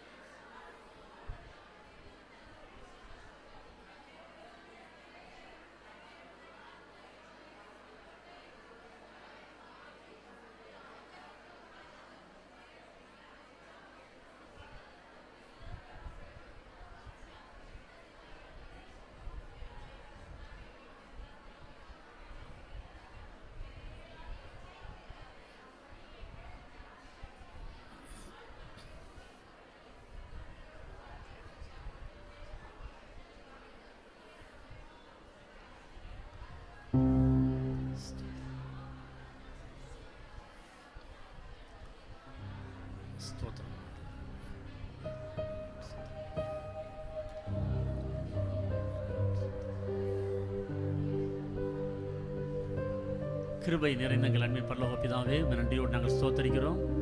இந்த காலை வேளையில் ஆண்டவரே, நடைபெறப்போகின்ற சட்டமன்ற தேர்தலில் நம்முடைய கரங்களில் ஒப்புக் கொடுக்கிறோம். ராஜாக்களை தள்ளி ராஜாக்களை ஏற்படுத்துகிற நீர் ஆண்டவரே, நீர் ஒருவர் தான் எல்லா அதிகாரம் உடையவர். இப்பொழுது கர்த்தாவே, நம்முடைய பிள்ளைகள் வடநாட்டில் ஆண்டவர் படுகிற வேதனைகள் கஷ்டங்கள் எல்லாவற்றையும் நாங்கள் அறிந்திருக்கிறோம். ஆண்டவரே, என் தேவனாக கர்த்தர் தாமே நீ நீதி செய்கிற தேவனாக இருக்கிறீர். அதற்காக நன்றி செலுத்துகிறோம். இப்பொழுது கர்த்தாவே, நேர்மையான முறையில் தேர்தல் நடக்க உதவி செய்யுங்க. எந்த பணம் ஆண்டவரை வாங்கி கொண்டு ஆண்டவரை தேர்தல் வாக்களிக்காதபடிக்கு நேர்மையாக ஜனங்கள் வாக்களிக்க கர்த்தர் உதவி செய்யுங்க. நல்ல தலைவர்களை எங்களுக்கு ஏற்படுத்தாங்க.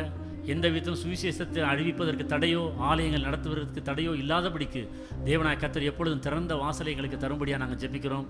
தேவன் தாமின் தேர்தலை ஆசீர்வதிங்க. வன்முறைகள் கலவரங்கள் எதுவும் நிகழாதபடிக்கு கர்த்தர் பாதுகாத்துக் கொள்ளும். மீட்பர் இயேசுவின் நாமத்தில் கெஞ்சி மன்றாடுகிறோம் பிதாவே. உட்காரலாம்.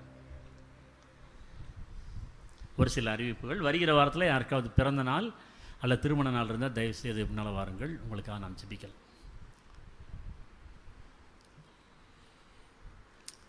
கண்களை மூடி, தம்பிக்கு பிறந்த நாள் இந்த நாளில் எல்லார் கண்களை மூடி நாம் ஜெபிப்போம். 2 பேருக்கு பிறந்த நாள், அவர்களுக்காக நாம் ஜெபிக்கலாம். கிருபை நிறைந்த எங்கள் அன்பின் பரலோக பிதாவே, நன்றியோடு நாங்கள் ஸ்தோத்தரிக்கிறோம். பிதா குமாரன் பரிசுத்தாவின் நாமத்தில் இவர்களை ஆசீர்வதிக்கிறோம். நம்முடைய பிள்ளைகள் பிறந்த நாள் காண்கிற அத்தனை 2 பேரையும் கர்த்தர் ஆசீர்வதிப்பீராக. நீடித்த ஆயுசு நாட்களை பிள்ளைகளுக்கு தரும்படியாக ஜெபிக்கிறேன். இந்த வருஷம் முழுவதும் கண்ணின் மணியை போல் நம்முடைய பிள்ளைகளை பாதுகாத்துக் கொள்ளுங்கள். எல்லா வியாதிகளுக்கும் பலவீனங்களுக்கும் கர்த்தர் நீங்கி பாதுகாத்துக் கொள்ளும்படியாக ஜெபிக்கிறேன். தேவனுடைய கிருபை நம்முடைய பிள்ளைகளை தாங்கட்டும். மீட்பர் இயேசுவின் நாமத்திலே மன்றாடுகிறோம் பிதாவே. ஆமென். கடந்த இந்த ஒரு வாரத்தில் நம்முடைய சபையில் 3 குடும்பங்கள், 3 விசுவாச குடும்பங்களில் மரணங்கள் நிகழ்ந்திருக்கிறது. வாட்ஸ்அப் குரூப்பில் நம்ம போட்டிருந்தோம். முதலாவது வந்து சகோதரி ரோசி மரியானுடைய துணைவியார் ரோசி அவர்களுடைய தகப்பனார் மரியானுடைய மாமனார் அவர் மரித்து சாலை கிராமத்துக்கு பக்கத்தில் இருக்க துகவூர் என்ற கிராமத்தில் அடக்கம் செய்யப்பட்டார்கள். அதைத் தொடர்ந்து சகோதரி சித்ரா கண்ணன் அவர்களுடைய தாயார் அவர்கள் மரித்து ராமநாதபுரத்தில் அடக்கம் செய்யப்பட்டார்கள். மூன்றாவதாக ஏர்வாடி சேர்ந்த சுமதியினுடைய தாயார் அவர்களும் மரித்து போனார்கள். அவர்களும் கடந்த 2 நாட்களுக்கு முன்பதாக ஏர்வாடியில் அடக்கம் செய்யப்பட்டார்கள். ஒருவேளை உங்களுக்கு தெரியாமல் இருந்துச்சுன்னா இங்கே சகோதரி ரோசி வந்திருக்கிறாங்க, சித்ராதேவி அக்கா வந்திருக்காங்க, அவர்களை பார்த்து அவர்களை ஆறுதல் படுத்துங்க. சுமதி வரல, அதனால் ஒருவேளை நீங்கள் வீட்டுக்கு போகிறனா போங்க, அல்லது ஃபோனில் அவர்களோடு தொடர்பு கொண்டு அவர்களை விசாரிக்கும்படி உங்களை அன்போடு நான் கேட்டுக்கொள்கிறேன். கண்களை மூடி நாம் இந்த 3 குடும்பத்தினர் பிள்ளைகளுக்காக ஜெபிப்போம். நல்ல பிதாவே, நன்றியோடு நாங்கள் ஸ்தோத்திரிக்கிறோம் ஆண்டவரே. இந்த குடும்பத்தினர் தங்களுக்கு அருமையான பெற்றோர்களை இழந்திருக்கிறாங்க ஆண்டவரே. என் தேவனாய கர்த்தர் தாமே இழப்பு மிகவும் பெரியது, இழப்பு கொடியது என்பதை அறிந்திருக்கிறோம். தேவன் தாமே ஆறுதல் படுத்துங்க ஆண்டவரே, தைரியப்படுத்துங்க. உங்கள் இருதயம் கலங்காதிருப்பதாக என்னிடத்தில் விசுவாசமாயிருங்கள் என்று சொன்னீரே, அதே போல் தேவன் மேல் தொடர்ந்து நம்பிக்கையாக இருக்க நம்முடைய பிள்ளைகளுக்கு உதவி செய்யும்படியாக ஜெபிக்கிறேன். உலகம் தரக்கூடாத சமாதானத்தை அவர்களுக்கு தருவேன் என்று சொன்ன தேவனாய கர்த்தர், நீர் அந்த சமாதானத்தை இவர்கள் தரும்படியாக ஜெபிக்கிறேன். இவர்கள் குடும்பங்கள் எல்லாரையும் ஆறுதல் படுத்தும், தேறுதல் படுத்தும் ஆண்டவரே. மீட்பர் இயேசுவின் நாமத்தில் கெஞ்சி மன்றாடுகிறோம் பிதாவே. நீங்கள் போகும்பொழுது எப்பொழுதும் போல ஏழைகளுக்கான மிஷனரி காணிக்கைகளை கொடுத்து செல்லும்படி அன்போடு கேட்டுக்கொள்கிறேன். இது காணிக்கை நேரம். நம்மளால் எழுந்து கர்த்தருக்கென்று காணிக்கை படைக்கப் போகிறோம்.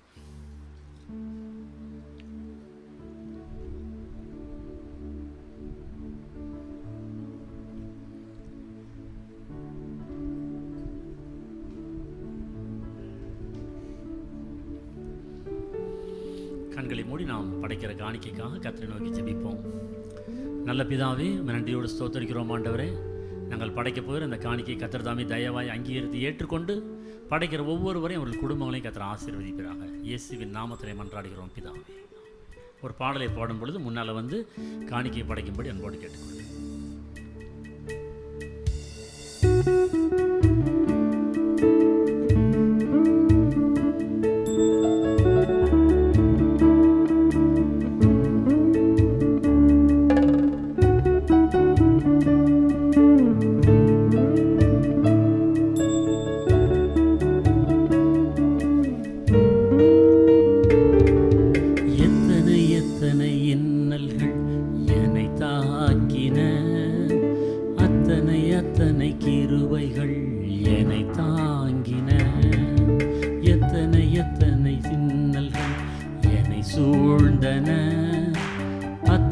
அத்தனை கிருபைகள் என்னை சுமந்தன. இமைக்குள் கண்கள் போல் என்னை காத்திட்ட தேவன், சிப்பிக்குள் முத்து போல் என்னை காத்திட்ட தேவன். இமைக்குள் கண்கள் போல் என்னை காத்திட்ட தேவன், சிப்பிக்குள் முத்து போல் என்னை காத்திட்ட தேவன். எத்தனை இன்னல்கள் என்னை தாக்கின, அத்தனை கிருபைகள் என்னை தாங்கின.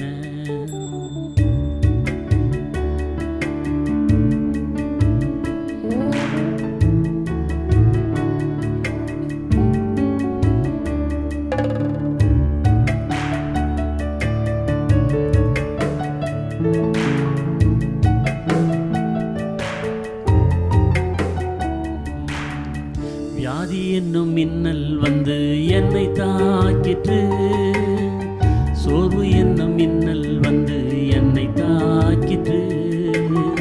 வியாதி என்னும் மின்னல் வந்து என்னை தாக்கிற்று, சோர்வு என்னும் மின்னல் வந்து என்னை தாக்கிற்று.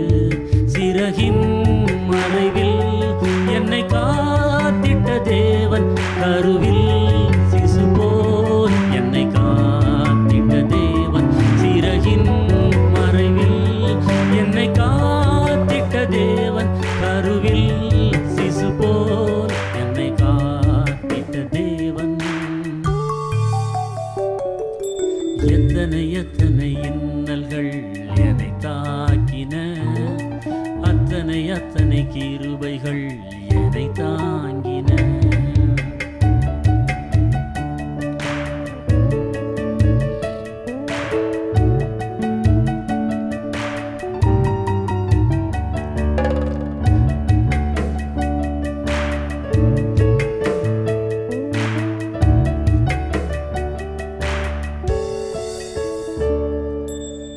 தோல்வி என்னும் மின்னல் வந்து என்னை தாக்கிற்று, பாவம் என்னும் மின்னல் வந்து என்னை தாக்கிற்று.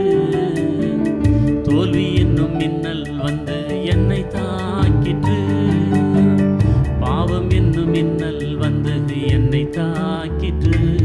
சிலுவை நிழலில் என்னை காத்திட்ட தேவன் தமக்குள் என்னையும் வைத்து காத்திட்ட தேவன். சிலுவை நிழலில் என்னை காத்திட்ட தேவன் தமக்குள் என்னையும் வைத்து காத்திட்ட தேவன். எத்தனை எத்தனை இன்னல்கள் என்னை தாக்கின, அத்தனை அத்தனை கிருபைகள் என்னை தாங்கின. எத்தனை எத்தனை இன்னல்கள் என்னை சூழ்ந்தன, அத்தனை அத்தனை கிருபைகள் என்னை சுமந்தன. நல்ல பிதாவே, நன்றியோடு நாங்கள் ஸ்தோத்தரிக்கிறோம். நாங்கள் படைத்த இந்த காணிக்கையை கர்த்தர் தாமே தயவாக அங்கீகரித்து ஏற்றுக்கொண்டு படைத்த ஒவ்வொரு பிள்ளைகளையும் ஆசீர்வதிங்க, பாதுகாத்துக் கொள்ளுங்க. இந்த வாரத்திலும் அவர்கள் உழைப்பதற்கு அவர்களுக்கு பலன் தரும்படியாக ஜெபிக்கிறேன். வியாதிகள், பலவீனங்கள் எல்லாவற்றையும் கர்த்தர் நீக்கி போடுகிறாங்க. இயேசுவின் நாமத்திலே மன்றாடுகிறோம் பிதாவே, ஆமென். நம்முடைய பாடல் புத்தகத்தில் ஒரு பாடல், இப்போ ஒரு 2 கவிகளை பாடி நாம் தேவனுடைய வார்த்தைகளுக்கு கடன் செல்ல போகிறோம். 297வது பாடல்.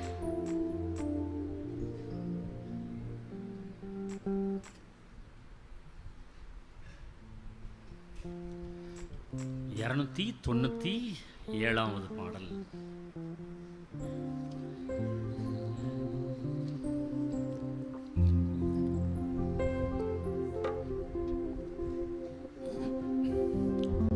மன்னியுங்கள் என்று சொன்னவரை மன்னிக்கும் இதயம் தாரும் என்ற பாடலை நம்ம எல்லாரும் இணைந்து நம்ம பாடணும்.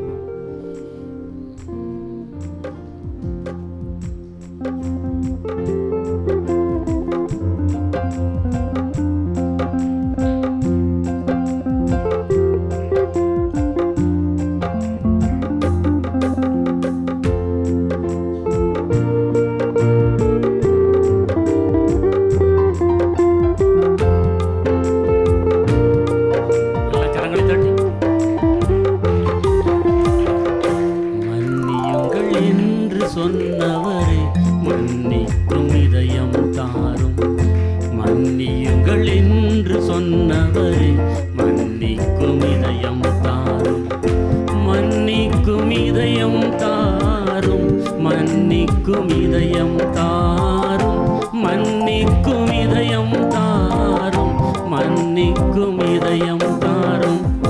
மன்னியுங்கள் என்று சொன்னவரே மன்னிக்கும் இதயம் தாரும், மன்னியுங்கள் என்று சொன்னவரே மன்னிக்கும் இதயம் தாரும்.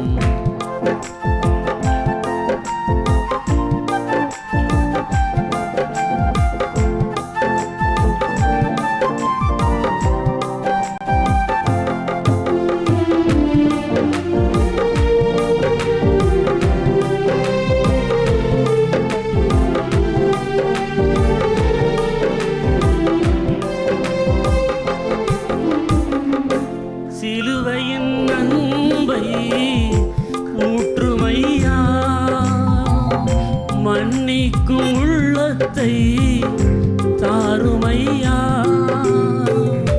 எதிர்த்தவரை மன்னிக்கிறேன், வெறுத்தவரை மன்னிக்கிறேன், எதிர்த்தவரை மன்னிக்கிறேன், வெறுத்தவரை மன்னிக்கிறேன். மன்னியுங்கள் என்று சொன்னவரே மன்னிக்கும் இதயம் தாரும், மன்னியுங்கள் என்று சொன்னவரே மன்னிக்கும் இதயம் தாரும்.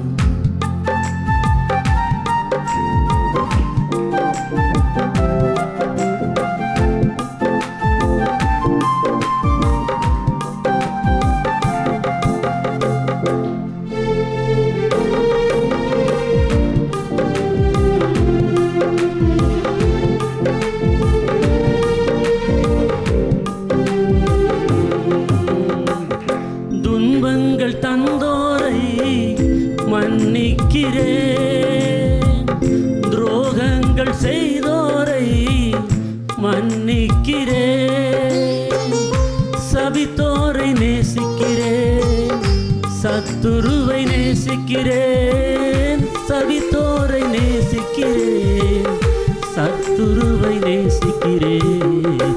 மன்னியுங்கள் என்று சொன்னவரே மன்னிக்கும் இதயம் தாரும், மன்னியுங்கள் என்று சொன்னவரே மன்னிக்கும் இதயம் தாரும், மன்னிக்கும் இதயம் தாரும், மன்னிக்கும் இதயம் தாரும், மன்னிக்கும் இதயம் தாரும், மன்னிக்கும் இதயம் தாரும். மன்னியுங்கள் என்று சொன்னவரே மன்னிக்கும் இதயம் தாரும், மன்னியுங்கள் என்று சொன்னவரே மன்னிக்கும் இதயம் தாரும். கண்களை மூடி நாம் ஜெபிப்போம். கிருபை நிறைந்த எங்கள் அன்பின் பரலோக பிதாவே, நன்றியோடு நாங்கள் ஸ்தோத்தரிக்கிறோம். மன்னிப்பை எங்களுக்கு காட்டியவரே, மன்னிப்பு என்றால் என்ன என்பதை எங்களுக்கு விளக்கியவரே நன்றி செலுத்துகிறோம். இந்த காலை வேளையிலும் உடைய வார்த்தைகளை வசனங்களை வாசிக்க தியானிக்க எங்களுக்கு கிருபை செய்யும்படியாக ஜெபிக்கிறேன்.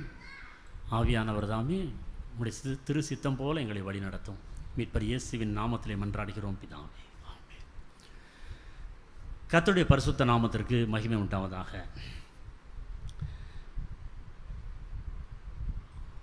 நம்ம எல்லாருமே ஜெபம் பண்ணுறோம். நம்முடைய ஜெபம் பல்வேறு காரணங்களுக்காக ஜெபம் பண்ணுறோம். சில சமயம் நம்முடைய தேவைகளுக்காக ஜெபம் பண்ணுறோம், சில சமயம் நம்முடைய விண்ணப்பங்கள் நிறைவேற வேண்டும் என்று ஜெபம் பண்ணுறோம், நம்முடைய குடும்பத்துக்காக ஜெபம் பண்ணுறோம். அதே போல் ஒரு குறிப்பிட்ட காலகட்டத்தில் சில சத்துருக்களுக்காகவும் நீங்கள் ஜெபம் பண்ணியிருப்பீங்க, விரோதிகளுக்காகவும் ஜெபம் பண்ணி தான் இருப்போம். எல்லாருடைய வாழ்க்கையிலையும் என்ன தான் நீங்கள் நினச்சாலும் சரிதான், நம்முடைய வாழ்க்கையில் எப்படியாவது கொஞ்சமாவது சிலர் சத்துருக்களாக மாறிடுவாங்க. எதிரிகள் எப்படியாவது வந்துடுவாங்க. அது நீங்கள் தேடி போகாட்டால் அது எப்படியாவது வந்துடுவாங்க. சில சமயம் உறவினர்கள் வந்துடுவாங்க, சில சமயம் நம்முடைய சொந்த சகோதர சகோதரிகள் நமக்கு சத்துருக்களாக மாறிடுவாங்க, அல்லது விசுவாசிகளில் உங்களுக்கு சில எதிரிகள் கூட இருக்கலாம் உங்களுக்கு. இப்படி நிறைய பேர் நம்முடைய வாழ்க்கையில் இருக்கலாம். நம்முடைய வீட்டுக்கு பக்கத்தில் இருக்கவங்களோட பிரச்சனை வந்துடும், அதோடு நம்ம அவங்களுக்கு எதிரியாக மாறி இருப்பாங்க. அல்லது வேலை ஸ்தலங்களில் பிரச்சனை அங்கே நமக்கு எதிரிகள் உருவாயிருவாங்க. இப்படி எப்படியாவது நமக்கு நம்முடைய வாழ்க்கையில் சத்துருக்களை சந்தித்து தான் ஆகணும்.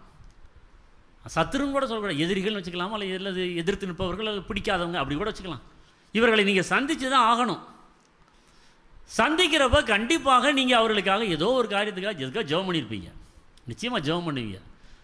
அந்த சூழ்நிலையில் நீங்கள் ஏதோ ஒரு சிக்கலில் இருந்தீங்கன்னா கண்டிப்பாக அந்த சூழ்நிலையிலிருந்து நீங்கள் கண்டிப்பாக ஜெபம் பண்ணியிருப்பீங்க. உங்கள் சத்துருவுக்கு அவரையும் சொல்லி ஜெபம் பண்ணுவீங்க, அந்த சூழ்நிலைக்காகவும் ஜெபம் பண்ணியிருப்பீங்க. தாவீது அப்படிப்பட்ட ஒரு மனுஷன் வாழ்க்கையில் பலவிதமான சத்துருக்களை பார்த்தாள். தன்னுடைய சொந்த குமாரனே அவனுக்கு சத்துருவாக மாறினான். அவனோடு கூட இருந்து சாப்பிட்டு ஒரே தட்டில் சாப்பிட்ட பிராண சிநேகிதர்கள் எல்லாரும் சத்துருவாக மாறினார்கள். அவனுடைய ஆட்சி செய்த அவனுடைய ஜனங்களே அவனுக்கு சத்துருவாக மாறினார்கள். அவனை நேசித்தவர்கள் சத்துருவாக மாறினார்கள். இப்படி நிறைய சத்துருக்கள் அவனுக்கு உருவானாங்க. அப்படி இருக்கும் பொழுது தாவீது அவர்களுக்காக ஜெபித்த சில ஜெபத்தை தான் இன்னைக்கு பார்க்க போகிறோம். முதல் ஜெபம் சங்கீதம் 27ஆம் அதிகாரம். சங்கீதம் 27 6வது வசனத்தை வாசிப்போம். பழைய ஏற்பாடு பக்கம் 685. இப்பொழுது என் தலை என்னை சுற்றிலும் இருக்கிற என் சத்துருக்களுக்கு மேலாக உயர்த்தப்படும். போதும், அவர் கேட்கிற நியாயம்தான். இப்ப என்ன கேட்கிறாரு? என்னுடைய சத்துருக்களுக்கு மேலாக என்னுடைய தலையை உயர்த்துங்க ஆண்டவரே. என்னுடைய சத்துருக்களுக்கு மேலாக என்னுடைய தலை உயர்ந்துடணும். நியாயமான ஜெபம் தான், தப்பே கிடையாது. சங்கீதம் 18:48. பழைய ஏற்பாடு பக்கம் 680. அவரே என் சத்துருக்களுக்கு என்னை விலக்கி விடுவிக்கிறவர். எனக்கு விரோதமாய் எழும்புகிறவர்கள் மேல் என்னை நீர் உயர்த்தி. போதும், என்னை நீர் உயர்த்தி. அதுதான் திரும்ப சொல்றாரு. எனக்கு யாரெல்லாம் விரோதமாய் வருகிறார்களோ அவர்களுக்கு மேலாக என்னை உயர்த்துகிறவர் அல்லது அவர்களை தாழ்த்துகிறார். கரெக்டு தான், அப்படிதான் ஜெபம் பண்ணணும்.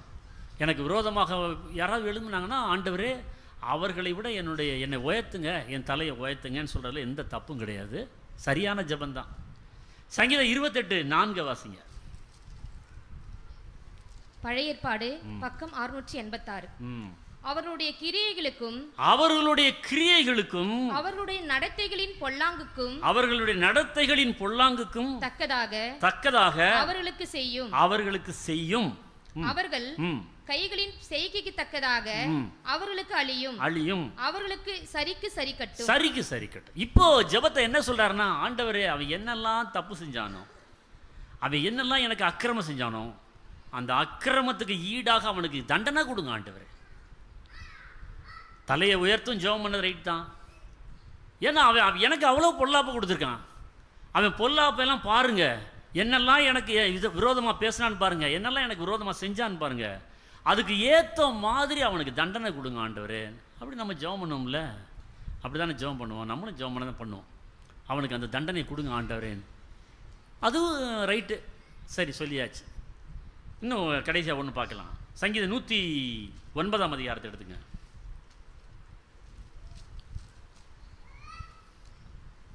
8ஆம் வசனத்திலிருந்து 15ஆம் வசனம் வரைக்கும் ஒரு பயங்கரமான ஜெபம் இருக்கு பாருங்க. 109ஆம் அதிகாரம் 8லிருந்து 15 வசனம் வர.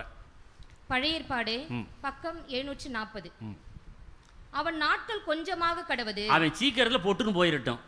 அவன் உத்தியோகத்தை வேறொருவன் பெற கடவது, அவன் வேலையிலிருந்து டிஸ்மிஸ் பண்ணிடணும். அவன் பிள்ளைகள் திக்கற்றவர்களும், அவன் பிள்ளைகள்லாம் அப்பா இல்லாம அலையணும். அவன் மனைவி விதவியமாக கடவர்கள், அவன் மனைவி மூலியாய் விதவியா திரியணும். அவன் பிள்ளைகள் அலைந்து திரிந்து, அவன் பிள்ளைகள் எல்லாம் அலைஞ்சு திரிஞ்சு பிச்சை எடுக்கணும். தங்கள் பாழான வீடுகளில் இருந்து இறந்துண்ண கடவர்கள். வீடே இருக்க கூடாது, இடிஞ்சு போன எங்கேயாவது கட்டடத்துக்குள்ள எங்கேயாவது செத்து படுத்து கிடக்கணுமே.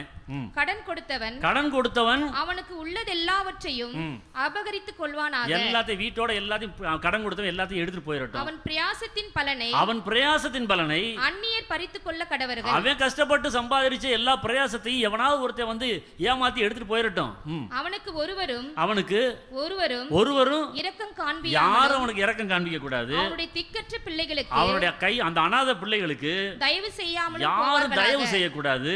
அவன் சந்ததியே நிர்மூலமாக கடவர்கள், நிர்மூலமாயிரட்டும். 2ஆம் தலைமுறையில், இந்த தலைமுறையிலே எல்லாரும் செத்து போயிரட்டும். 2ஆம் தலைமுறை வரக்கூடாது. 2ஆம் தலைமுறையே அவர்கள் பேர் அற்று போவதாக. அவன் பேரே தெரியக்கூடாது. அப்படின்னா அவனுக்கு சந்ததியே இருக்கக்கூடாது. ஒரு தலைமுறை இந்த தலைமுறையோட செத்துறட்டும்.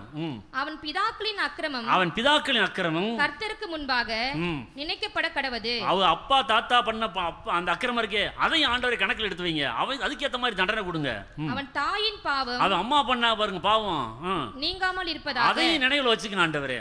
அவைகள் நித்தமும் கர்த்தருக்கு முன்பாக இருக்க கடவது.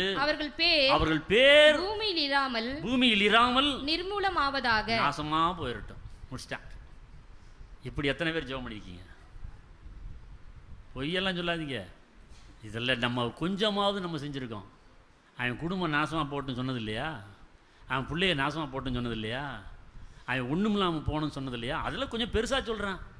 அவன் செத்து போகணும் முதல்ல. அவன் சொல்லிட்டான் அவன் செத்து போயிடணும். அவன் வேலையை வேற அவனுக்காக பிடிங்கி கொடுத்துடணும். அவன் பிள்ளைகளெல்லாம் ரோட்டில் தெரியணுன்றான். பிச்சை எடுக்கணுங்கிறான். ரோட்டில் தெரியல, பிச்சை எடுக்கணும். வீடே இருக்கக்கூடாது, பாலான ஏதாவது ஒரு இடத்துல படுத்து கிடக்கணும். அதோட நிறுத்தலை, அவன் சந்ததியை இழுக்கிறான். அவங்க அப்பா அம்மா செஞ்ச பாவத்தெல்லாம் அவங்களையும் அதுக்கேற்ற மாதிரி தண்டனை கொடுங்க. அவங்க அம்மா செஞ்ச பாவத்துக்கு தண்டனை கொடுங்க. 2வது தலைமுறையே இருக்கக்கூடாது, இந்த தலைமுறை தான் இருக்கணும். 2வது தலைமுறையில் கூட அவன் பேர் யாரும் சொல்லக்கூடாது. இந்த தலைமுறையில் அவன் புள்ள எல்லாம் க்ளோஸ் ஆயிரும், எல்லாம் செத்து போயிடும், ஒட்டுமொத்தமாக போயிடும். இப்படியும் ஜெபம் பண்ணியிருக்கேன். இப்படியும் ஜெபம் பண்ணியிருப்போம். கொஞ்சமாவது நம்ம ஜெபம் பண்ணியிருப்போம். இது தவறா, இந்த மாதிரி ஜெபிக்கிறது தப்பா ரைட்டா அப்படின்னு நமக்கு இருக்கு. உண்மையிலேயே தவறு இல்லைன்னு சொல்லணும். இதை ஜெபம் தவறு இல்லை. என்ன தவறு ஏன் இல்லை அப்படின்னு கேட்டிங்கன்னா, ஒவ்வொரு மனுஷனும் நம்ம எப்படி ஜெபம் பண்ணோம்னா, நமக்கு இழைக்கப்பட்ட அநீதிக்கு ஏற்ற மாதிரி ஜெபம் பண்ணுவோம். என்னை லேசாக ஒருத்தன் திட்டினான்னா நீங்கள் அவன் செத்து போட்டு ஆண்டவரை யாரும் ஜெபம் பண்ண மாட்டீங்க, அப்படிலாம் ஜெபம் பண்ண மாட்டீங்க. ஆனால் ஒருத்தன் வந்து என்ன செய்யணும், திட்டலை உங்களை அடிச்சிட்டான்னு வச்சுங்க, அப்போ வேறு மாதிரி உங்கள் ஜெபம் மாறிடும். இன்னொருத்தன் உங்களை கத்தியால் குத்திட்டான்னு வச்சுக்கோங்க, அப்போ வேறு மாதிரி ஜெபம் பண்ணுவீங்க. இன்னொருத்தன் உங்கள் வீட்டையே இடிச்சிட்டு அப்போ வேறு மாதிரி ஜெபம் பண்ணுவீங்க. ஒரு சொத்தெல்லாம் எல்லாத்தையும் ஒருத்தர் எடுத்துட்டான்னு வச்சுக்கோங்க, அப்போ பயங்கரமாக ஜெபம் பண்ணுவீங்க. நிச்சயமாக பண்ணுவீங்கல்ல. எந்த அளவுக்கு என் மேலே எனக்கு அநீதி இழைக்கப்பட்டதோ அந்த அளவுக்கு ஏற்ற மாதிரி தான் நம்ம ஜெபம் பண்ணுற விதமும் மாறும். லேசாக ஜெபம் பண்ணுவோம், கொஞ்சம் எனக்கு அதிகமாக கொடுத்தானா கொஞ்சம் கஷ்டப்பட்டு ஜெபம் பண்ணுவேன். இப்போ தாவீது என்ன செய்யறாரு, அவருக்கு கொடுக்கப்பட்ட அக்கிரமம் தாங்க முடியல, அவருக்கு பொறுக்க முடியல, அவ்வளவு அக்கிரமம் பண்ணியிருக்காங்க. அதனால அவருடைய மனதினுடைய உள்ளத்தில் இருந்த குமுறலை வெளிப்படுத்துகிறார் ஆண்டவர்கிட்ட. எனக்கு இப்படி தோணுது, செத்தாவின் நல்லா இருக்குன்னு தோணுது அப்படிங்கிறாரு. அவர் உள்ளத்தில் இருந்த கசப்பு, வெறுப்பு, கோபம் இவங்களுடைய வெளிப்படையில் அந்த வெளிப்பாடு தான் இந்த ஜெபமாக அவருக்கு வெளிப்படுகிறது. இதை எப்படி தவறுன்னு சொல்ல முடியும்? மனசுக்குள்ளே வச்சுக்கிட்டு இருந்தால் போதுமா? சில நேரத்தில் நீங்கள் ஜெபம் பண்ண மாட்டீங்க அப்படி, ஆனால் மனசுக்குள்ளே மாத்திரம் அப்படி வச்சுருக்கிறது, செத்து தொலைய மாட்டானே அப்படின்னு எப்படா போவான் மனசுக்குள்ளே வச்சுக்க, ஆனால் ஜெபம் பண்ண மாட்டோம். ஆண்டவரே அவனை சந்தியும், அவனை ரட்சியுமோ. ஆனால் உள்ள உண்மையில் பார்த்தீங்கன்னா உங்களுக்கு எந்த மாதிரி இருக்கான், சாகட்டும் படுவா அப்படின்னு. சாக மாட்டானா, எங்கேயாவது போகிற வழியில் அடித்து செத்துறாதா அப்படின்னு நினைப்போம். ஆனால் ஜெபத்தில் சொல்ல மாட்டோம், வாயில் சொல்ல மாட்டோம், மனசுக்குள்ளே வச்சுட்டு மேலாப்புல. ஆனால் ஜெபத் பண்ணுறப்போ ரொம்ப பாலிஷாக ஜெபம் பண்ணிடுவோம். ஆண்டவரே அவன் குடும்பத்தை சந்தியும் அப்படின்னு சொல்லிடுது. தாவீது அந்த மாதிரிலாம் போலித்தனம்லாம் பண்ணல, நம்மளை மாதிரி அப்படிலாம் உள்ள ஒன்று வச்சுக்கிட்டு வெளியில் ஒன்றாம் பண்ணல. என் உள்ளத்தில் இதெல்லாம் இருக்குது, ஏன்னா எனக்கு அவ்வளோ கொடுமை, அவ்வளோ அக்கிரமம் ஏராளமான செஞ்சுட்டான், அதை நான் மறைக்கலாம் விரும்பலாம். ஆண்டவரே இப்படி தான் அவனை ஆகணும், அவன் இப்படி தான் அவன் பிள்ளையெல்லாம் போகணும். ஆண்டவரே அவன் என்ன செஞ்ச அக்கிரமம் கொஞ்சமா என்ன, அவ்வளோ அக்கிரமம் ஆண்டவரே அப்படின்னு சொல்கிறான். ஒரு உள்ளத்தினுடைய குமுறலை ஆண்டவர்கிட்ட வெளிப்படுத்துறதெல்லாம் தப்பே கிடையாது. நீங்கள் உள்ளே வச்சுருந்தாலுமே அவருக்கு தெரியுமே, அப்புறம் வெளிப்படுத்தினா என்ன, உள்ளே வச்சுருந்தா என்ன, எல்லாம் ஒன்று தானே. உங்கள் உள்ளத்தில் இருக்கிறவர் ஆராய்ந்து பார்க்கிறவர் தானே. நீங்கள் வெளிப்படுத்தாமல் மனசுக்குள்ளே மாத்திரம் வச்சுருந்தா உடனே உங்களை நல்லவர் ஆண்டவர் நினச்சிருவாரா? அப்படி இல்லை. உங்களுக்கு அந்த சிந்தை வந்துருச்சு, மனசில் வந்துருச்சு, அடக்க முடியல, சொல்லிட்டேன் அவ்வளோதான் ஜெபத்தில், ரைட்டு, அது ஒன்றும் பிரச்சனை இல்லை. ஒரு ஆஃபீஸில் வந்து ஒரு உயர் பதவியில் வந்து ஒரு அதிகாரி இருந்தார். அவர் நல்ல ஒரு கிறிஸ்தவர், ரொம்ப நேர்மையானவர், எந்த லஞ்ச லாவணியங்களும் அடிபணியாதவர், ரொம்ப மதிப்பு, அவருக்கு அதிகமான மதிப்புண்டு. அப்படி அவர் இருந்த நாட்களில் திடீர்னு என்ன ஆயிடுச்சுன்னா, அவர் மேலே ஒரு பழி வந்துருச்சு. பணத்தை கையாடல் பண்ணிட்டாரு அப்படின்னு, பணத்தை கையாடல் பண்ணல, பணத்தை மிஸ்யூஸ் பண்ணிட்டாரு அப்படின்னு ஒரு பழி வந்துருச்சு. ஆனால் அது பார்க்குறப்போ அது உண்மையிலே அவர் செய்த மாதிரி இருக்குது. ஏனென்றா அவர் மேல் அதிகாரி, ஆனால் உண்மையிலேயே அந்த மேல் அதிகாரிக்கு கீழே இருந்த ஒருவர் அந்த தவறை செஞ்சுட்டான். பணத்தை உண்மையிலே கையாடல் பண்ணியிருக்கான், உண்மையிலே கையாடல் பண்ணாலும் ஆனால் மேலதிகாரியின் மேலே பழி வந்துருச்சு. நீங்கள் தானே அதுக்கெல்லாம் பொறுப்பு அப்படின்னு சொல்லி மேல் அதிகாரிக்கு மேலே பழி வருது. அப்போ வேறு வழியே இல்லை, அதுக்கெல்லாம் பொறுப்பு நீங்கள் தான், அவருக்கு நீங்கள் தான் வந்து அதிகாரி, அதனால் வேறு வழி இல்லை, உங்களை நாங்கள் சஸ்பெண்ட் பண்ணணும், வேறு வழி இல்லை. பணக்கையாடல் செய்தார், பேப்பரில் வந்துருச்சு, பணக்கையாடல் செய்து அதன் மூலமாக பணியிடை நீக்கம் செய்யப்பட்டார், வேலையிலிருந்து தற்காலிகமாக சஸ்பெண்ட் செய்யப்பட்டார். இப்போது அவருக்கு மனசு எப்படி இருக்குன்னு யோசிச்சு பாருங்கள். ஒரு நேர்மையான ஒரு மனுஷன் பயங்கரமான அவமானம், தலை காட்ட முடியல. பக்கத்து வீட்டில் இருந்த வரைக்கும் எல்லாருக்கும் தெரிய ஆரம்பிச்சிருச்சு, ஆஃபீஸில் அவ்வளோ பேருக்கும் பரவிருச்சு. 1னா 4ன்னு ஏற்றி சொல்கிற உலகம் தானே இது. ஆமாம், அந்த ஆள் செஞ்சுருப்பாயா, அவன் கம்முன்னு இருக்கவே பார்த்தேன், ஏதாவது நைஸாக செய்வான் அப்படின்னு ஏற்றி தானே விடுவாங்க. அது மாதிரி ஆளுக்கு ஆள் சொல்கிறான், இவர் உண்மையிலே செஞ்சுருப்பார், பயங்கரமான ஆள் அப்படிங்கிறான். இவ்வளவு நாள் நண்பர்களாக இருந்தவங்கலாம் வேறு மாதிரி பேசுகிறான், இப்போது நேருக்கு நேராக பேச மாட்டேங்கிறான், முறைச்சிக்கு அப்படியே குடிஞ்சிக்கிட்டு போயிடுறான். இவ்வளோ நாள் எவ்வளோ நண்பர்களை யாருமே தொடர்பு கொள்ள மாட்டேங்கிறான். வீட்டில் 3 மாதமாக அவர் வந்து வேலைக்கு போகாமல் வீட்டில் சஸ்பெண்ட் செய்யப்பட்டிருந்தார். அப்போ அவருக்கு எவ்வளவு மனசில் பாரம் அவருக்கு இருந்திருக்கும். நான் நேர்மையாக இருந்தேன், இவ்வளோ பணம் கையாடெல்லாம் பண்ணதில்லை, கை சுத்தமாக இருந்தேன், உண்மையும் உத்தமமாக இருந்தேன், பயந்துருந்தேன் ஆண்டவருக்கு. எனக்கு ஏன் ஆண்டவரே அப்படி கேட்க தானே செய்வார், எனக்கு ஏன் இப்படிலாம் பண்ணாங்க அப்படின்னு. அப்போ அவர் கண்டிப்பாக என்ன ஜெபம் பண்ணுவார், ஆண்டவரே எனக்கு நீதி செய்யுங்க சொல்லுவார்ல. என் சத்துருக்களுக்கு முன்பாக என் தலையை என்ன செய்யுங்க, உயர்த்துங்க. எந்த இடத்துல நான் வெட்கப்பட்டனோ அந்த இடத்துல என் தலையை என்ன செய்யணும், நீங்கள் உயர்த்தணும். யாரெல்லாம் எனக்கு எதிராகலோ அவங்களாம் வெட்கப்பட்டு தலை குடியணும். அப்படி கண்டிப்பாக ஜெபம் பண்ணுவாரல்ல, அப்படி தான் அவரும் ஜெபம் பண்ணார். அவர் வெட்கப்பட்டதில் தலையை உயர்த்துங்க ஆண்டவரே, எனக்கு நீதி செய்யுங்க, எனக்காக வழக்காடுங்க ஆண்டவரே, நான் உயர் அதிகாரியில் நம்பலை, நான் உங்களை நம்பியிருக்கேன் ஆண்டவரே, இந்த காரியத்தில் எனக்கு எப்படியாவது எனக்கு ஜெயத்தை தரணும் அப்படின்னு ஜெபம் பண்ணார். நியாயமான ஜெபம் தான் அது, அது எந்த தப்பும் கிடையாது. உள்ளத்தினுடைய குமுறல் தான் அது. அதான் சொன்னேன், நீங்கள் உள்ளத்தில் அந்த எந்த வேதனை அனுப்பிக்கிறோம் அப்போ குமுறை தான் செய்வீங்க ஆண்டவர்கிட்ட. அது சொன்னார் அவர். ஆண்டவர் அப்படியே சொன்னார். நான் படுற வேதனை கண்ணீர் எல்லாத்தையும் ஆண்டவர்கிட்ட ஜெபம் பண்ணி அழுது கொட்டினார். ஒரு 3 மாதம் கழித்து அந்த வழக்கெல்லாம் முடியும் பொழுது அவர் நிரபராதி அப்படின்னு தெரிஞ்சிருச்சு. 3 மாத விசாரணைக்கு பிறகு அவர் உண்மையில் அவர் மேலே எந்த தப்பு இல்லை, கீழே உள்ள அதிகாரி எல்லாம் செஞ்சுருக்காங்க திட்டம் போட்டு அப்படின்னு புரிஞ்சிருச்சு. அதனால் அவருடைய சஸ்பெண்ட் பண்ணுற அந்த ஆர்டர்லாம் கேன்சல் பண்ணி மீண்டுமாக அவர் தன்னுடைய பணியில் பழையபடி சேர்ந்துட்டார். பணியில் பழையபடி சேர்ந்து அவர் அதே நல்ல அதிகாரியாக பணியாற்றுகிறார். அப்போது அவருக்கு பெரிய வெற்றி தானே. அவர் ஜெபம் கேட்கப்பட்டுச்சா இல்லையா? அவருடைய ஜெபம் கேட்கப்பட்டுருச்சு. அவருடைய நீதி கிடைச்சிச்சா இல்லையா? நீதி கிடைச்சிருச்சு. எந்த இடத்துல வெட்கப்பட்டாரோ அந்த இடத்துல ஆண்டவர் தலையை உயர்த்தினாரா இல்லையா? உயர்த்தினார். அப்போ அவருக்கு வெற்றி கிடைச்சிருச்சு. அவர் அந்த பணியில் ஜாயின் பண்ண உடனே அவர் ஒரு வாரமாக போகிறாரு. ஆனால் அவருக்கு மனசில் ஏதோ ஒரு வெறுமை இருந்துக்கிட்டே இருக்குது. ஆஃபீஸ்க்குள்ள நுழைஞ்ச முந்தி மாதிரி யார்ட்டையும் பேச முடியல அவரால். இப்போ அவங்க பேசினா கூட அவரால் பேச முடியல. ஏண்டா நீங்கள்லாம் யார், எந்த நேரத்தில் நீங்கள் எப்படி நடந்து கொண்டீங்கன்னு எனக்கு தெரியும்டா, நீங்கள் எப்படி சூழ்நிலைக்கு ஏற்ற மாதிரி மாறினீங்க, என் நண்பனாக இருந்தவங்களாம் துரோகியாக மாறினீங்க, என்னை காப்பாற்ற வேண்டிய இடத்துல நீங்கள்லாம் சேர்ந்து என்னை போட்டு திட்டம் போட்டு கொடுத்தீங்க. இன்றைக்கி நான் மீண்டுமாக எனக்கு என்னை உயர்த்தினோடனே நீங்கள்லாம் வர்றீங்க, உங்கள்கிட்ட எதுவும் நான் முகம் கொடுத்து பேசணும். அவர் யார்ட்டையும் முகம் கொடுத்து பேச அவருக்கு விருப்பம் இல்லை. எந்த அதிகாரிகளையும் பார்க்குறதுக்கு அவர் பிடிக்கலை. அவர் வாட்டுக்கு தலையை குனிச்சிட்டு வருவார், வேலையை செய்வார், அவர் வாட்டு போயிடுவார். ஏன் நண்பர்கள் யாரெல்லாம் நம்பணுமோ யாரெல்லாம் நல்லவன் நினச்சோமோ அவ்வளோ பேர் எனக்கு துரோகியாக மாறிட்டான், எனக்கு விரோதிகளாக மாறிட்டான். இவங்களுக்கு என்னத்தை நான் போய் நான் செய்யணும்? நியாயமானது அவருக்கு மனசில் வரும்ல அதெல்லாம். ஆனால் அவர் ஒரு கிறிஸ்தவராக இருக்கிறனால அவர் மனசில் அப்படி ஓடிக்கிட்டே இருக்கு. அப்படியே எங்கள் ஆஃபீஸ்க்கு நுழைஞ்சா ஒரே கசப்பாக இருக்குது, யாரை பார்த்தாலும் கோபமாக வருது, யாரை பார்த்தாலும் வெறுப்பாக இருக்குது. ஆனால் வேலை இருக்குது. இப்போது தான் எதுக்காக ஆண்டவர்கிட்ட ஜெபம் பண்ணமோ அந்த ஜெபம் கேட்கப்பட்டுருச்சு. மீண்டுமாக சத்துருக்களுக்கு முன்பாக ஆண்டவர் தலையை உயர்த்திட்டாரு. ஆண்டவர் அவருக்காக வழக்காடியது உண்மைதான், ஆண்டவருக்கு நீதி கிடைக்க செய்தது உண்மைதான். அப்புறம் ஏன் உள்ளத்தில் அவருக்கு சமாதானம் இல்லை? அந்த கேள்வியை தான் நம்ம கேட்கணும். அப்போ அவர் கொண்டாடணும்ல அந்த வெற்றியை அவர் கொண்டாடி இருக்கணும். ஆண்டவர் எனக்கு கொடுத்தார், வெற்றியை கொடுத்து எல்லார்ட்டையும் பயங்கரம் கொண்டாட வேண்டிய அந்த மனுஷன் சமாதானமே இல்லாமல் அப்புறம் வேலை ஆரம்பிச்சிருச்சு. அவருக்கே அப்படி மனசில் ஒரே பாரம், ஒரே கஷ்டம். வீட்டுக்கு வந்தாலும் இல்லை. காரணம் என்ன தெரியுமா? அவர் ஜெபத்தில் ஒரு பார்ட்டை செஞ்சார். ஆண்டவரே என்னுடைய சூழ்நிலையை மாற்றும்னு தான் ஜெபம் பண்ணார். என்னுடைய ஆஃபீஸில் என்னுடைய சூழ்நிலையை மாற்றுங்க, என்னுடைய சத்துருக்களுக்கு முன்பாக என் தலையை உயர்த்துங்க, என்னை வெட்கப்பட்டவர்களுமா என் தலையை நிமிர்த்துங்க, நான் மீண்டுமா தலை நிமிர்ந்து நடக்கணும். அப்படி தான் ஜெபம் பண்ணார். அந்த ஒரு ஜெபம் தான் பண்ணாரே ஒழிய ஆண்டவரே என்னுடைய இருதயத்தை மாற்றும் என்று ஜெபிக்கலை.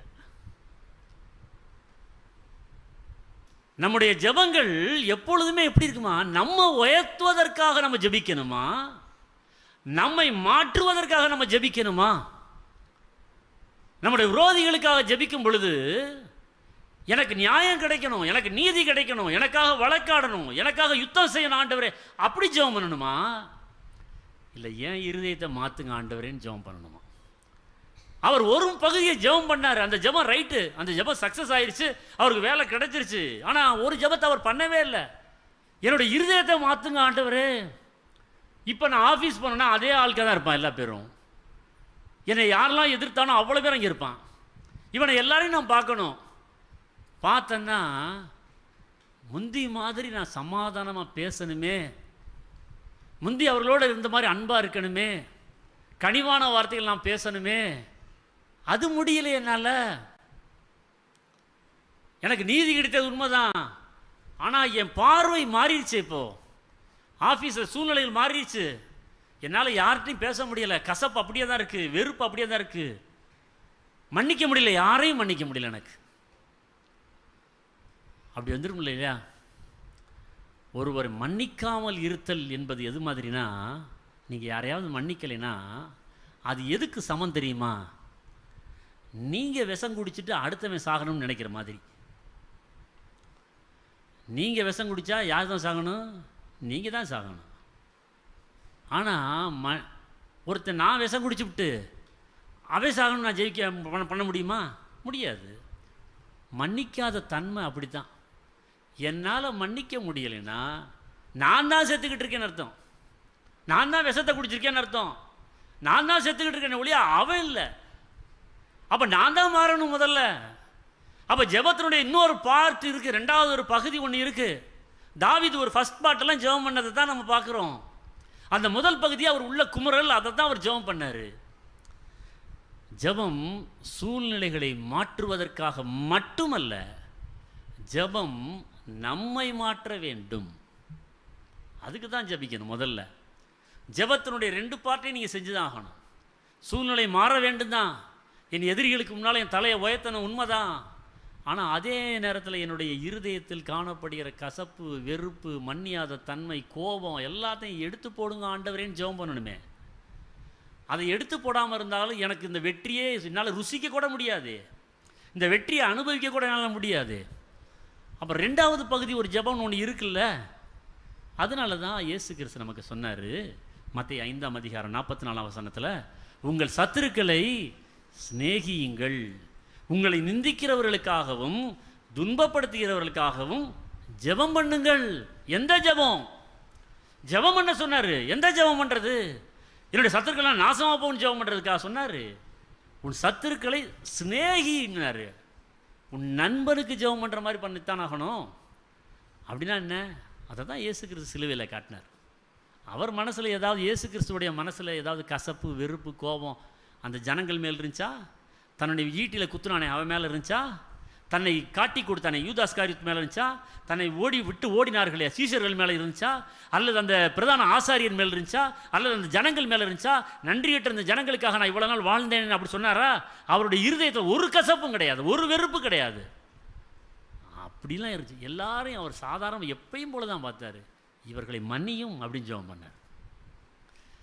ஆண்டவர் நம்முடைய இருதயம் தான் முதல்ல ஃபஸ்ட்டு வரணும். இங்கே நம்முடைய விரோதிகளுக்காக நம்ம ஜெபிக்கிறப்போ ஃபஸ்ட்டு ஜெபம் நம்முடைய இருதயத்தையும் நம்ம மாற்றணும்னு ஜெபம். இதே மாதிரி தான் ஒரு சகோதரி குறித்து நான் கேள்விப்பட்டேன். அவங்களோட கூட பிறந்த சகோதரர்கள், அந்த சகோதரர்கள்லாம் என்ன செஞ்சிட்டாங்க, இந்த சகோதரிக்கு சேர வேண்டிய சொத்தெல்லாம் இந்த சகோதரர்கள் எல்லாத்தையும் சேர்ந்து அபகரிச்சிட்டாங்க. எல்லாத்தையும் சகோதரர்கள்லாம் அபகரித்த உடனே இந்த சகோதரிக்கு என்ன செய்கிறது? எல்லா சகோதரர்களும் ஒன்று சேர்ந்து எல்லாத்தையும், அவங்க அப்பாவோட சொத்து, தாத்தாவோட சொத்து எல்லாத்தையும் எடுத்து வச்சிட்டாங்க. ஒன்றுமே இந்த சகோதரிக்கு செய்ய முடியல. இந்த சகோதரி ஒரு கிறிஸ்தவ சகோதரியாக இருந்ததுனால வேறு வழியே இல்லை. ஆனால் ஜெபம் பண்ணாங்க, ஆண்டவரே அவங்கள தண்டிங்க ஆண்டவரே, அவங்க உள்ளத்தில் பேசுங்க ஆண்டவரே, அவங்களா கொண்டாந்து கொடுத்துறணும் ஆண்டவரே, எனக்கு உரிய பங்கை தந்துடணும் ஆண்டவரே. அப்படி ஜெபம் பண்ணாங்க. எனக்கு நீதி செய்யுங்க ஆண்டவரே, எனக்காக வழக்காடுங்க ஆண்டவரே. 6 மாதம் ஆச்சு, ஒன்றுமே நடக்கலை. 1 வருஷம் ஆச்சு, ஒன்றும் நடக்கலை. 2 வருஷம் ஆச்சு, ஒன்றும் நடக்கலை. இந்த சகோதரி ஜெபம் பண்ண அண்ணன் தம்பி யாரை பார்த்தாலும் கடுப்பு கோபம் வந்து எகிரிட்டே போகுது. ஒவ்வொரு நாளும் கொஞ்சம் கொஞ்சமாக தன்னுடைய பிள்ளைகளை யாரையும் அவங்களோட பழக விட மாட்டாங்க, அவங்க விசேஷத்துக்கு போக மாட்டாங்க. எல்லா அண்ணன்மார் தம்பியோட எல்லாம் பேச்சு நிப்பாத்தியாச்சு. தன் பிள்ளைகளை அவங்க பிள்ளைகளோட சேர விட மாட்டாங்க. எங்கே ஒரு ஃபங்க்ஷனில் பார்த்தா கூட யாரும் கண்டுக்கிறாமல் போயிடுவாங்க. இந்த சகோதரி ஆனால் ஒரு கிறிஸ்தவ சகோதரி தான். அவங்க நீதி கிடைக்க வேண்டும் ஜெபம் பண்ணிகிட்டே இருக்காங்க. வருஷம் ஓடி போயிடுச்சு, 2 வருஷம் ஆயிடுச்சு, 3 வருஷம் ஆயிடுச்சு, ஒன்றும் நடந்த மாதிரி தெரில. சகோதரர்கள் உள்ளத்துலேயும் மாற்றம் இல்லை.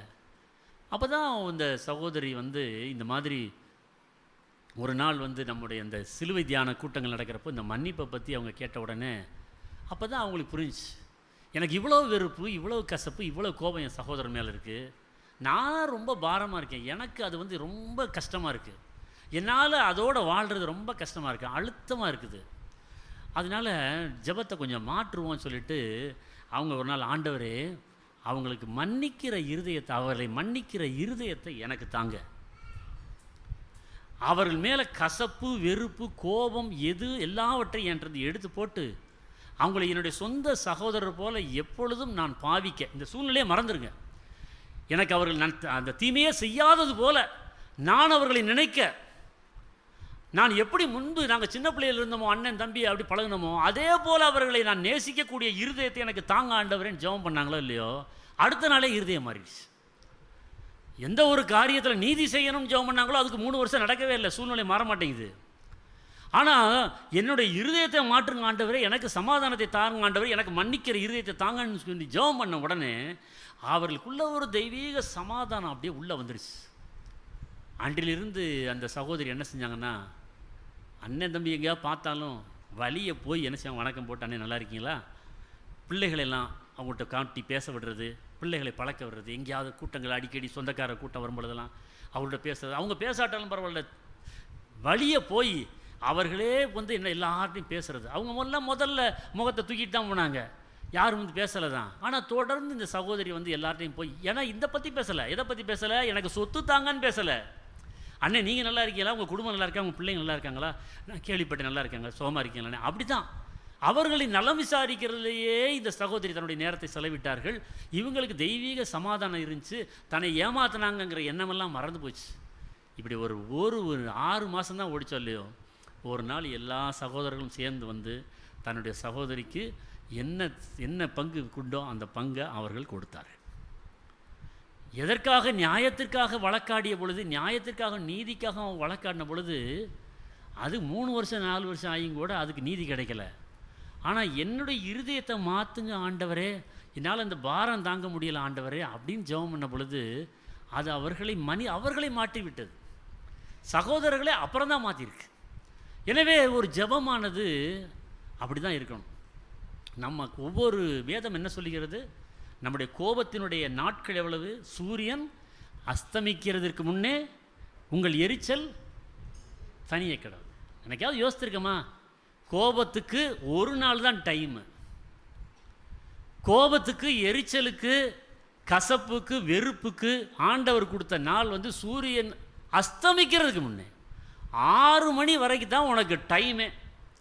அந்த 6 மணிக்குள்ளே நீ வந்து அது கோபத்தை விட்டுருக்கணும், அதுக்கு மேலே நீ தூக்கி அதை சுமக்கக்கூடாது, அந்த கோபத்தை வெறுப்பை தூக்கி சுமக்கக்கூடாது. இது ஆண்டவர் நமக்கு கொடுத்துக்கிறது.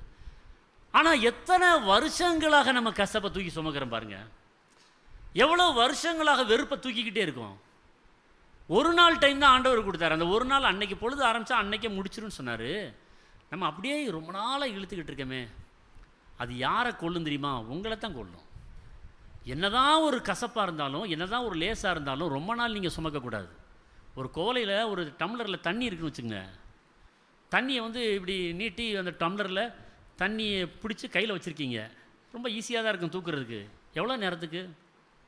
5 நிமிஷத்துக்கு, 10 நிமிஷத்துக்கு, அரை மணி நேரம் தூக்கிடலாம்.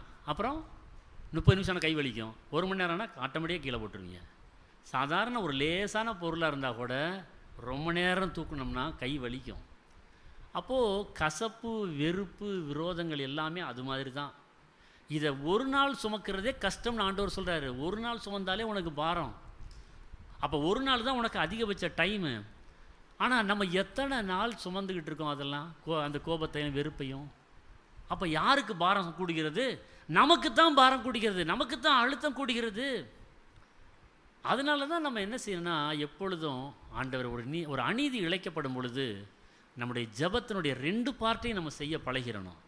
முதல் ஜெபம் தப்பு கிடையாது, முதல் ஜெபம் நான் தப்புன்னு சொல்ல மாட்டேன், ஆனால் அதோடு நின்றக்கூடாது. இந்த 2வது ஜெபம் தேவை. நீதி கிடைக்க வேண்டும், அது உண்மைதான், ஆனால் அதை காட்டிலும் என்னுடைய இருதயம் மாற்றப்பட வேண்டும், அது அதை விட உண்மையானது. சிலுவையில் ஆண்டவர் அதைத்தான் நமக்கு சொல்லி கொடுத்தார். எனவே தான் நம்ம ஜெபிக்கிற ஜெபம் எப்படி இருக்கணும்னா, ஆண்டவரே எனக்கு நீதி செய்யும், நான் உண்மையே நம்பி இருக்கிறேன், எனக்காக வழக்காடுங்க, என் சத்துருக்களுக்கு மேலாக என் தலையை உயர்த்துங்க அப்படின்னு முதல்ல ஜெபம் பண்ணுறது தப்பு கிடையாது, ஜெபம் பண்ணணும். ஆனால் அதுக்கு அடுத்து தொடர்ந்து என்ன செய்யணும்னா, ஆண்டவரே என்னுடைய இருதயத்தை மாற்றிருங்க, எனக்கு அநீதி இழைத்த ஒரு மேலே எனக்கு கோபம் இருக்குது, எனக்கு வெறுப்பு இருக்குது, எனக்கு கசப்பு இருக்குது, அதை எடுத்து போட்டுட்டு எனக்கு சமாதானத்தை என்னுடைய இருதயத்தில் தாங்க ஆண்டவரேன்னு இந்த 2வது பார்ட்டையும் ஜெபம் பண்ணணும். இந்த 2 பார்ட்டு ஜெபம் பண்ணால் தான் சரியாக நீங்கள் விரோதிகளுக்கு, சத்துருக்களுக்கு ஜெபிக்கிற ஜெபம். அப்படி இல்லை, ஒரு பாட்டை மாத்திரம் தான் நீங்கள் செஞ்சீங்கன்னா உங்கள் வாழ்க்கையில் உங்கள் இருதயம் ரொம்ப கடினமாகி கஷ்டப்பட போகிறது. நான் ஏற்கனவே சொன்ன மாதிரி நீங்கள் விஷம் குடித்த மாதிரி தான். நீங்கள் தான் கஷ்டப்பட போகிறீங்க, நீங்கள் தான் அனுபவிக்க போகிறீங்க.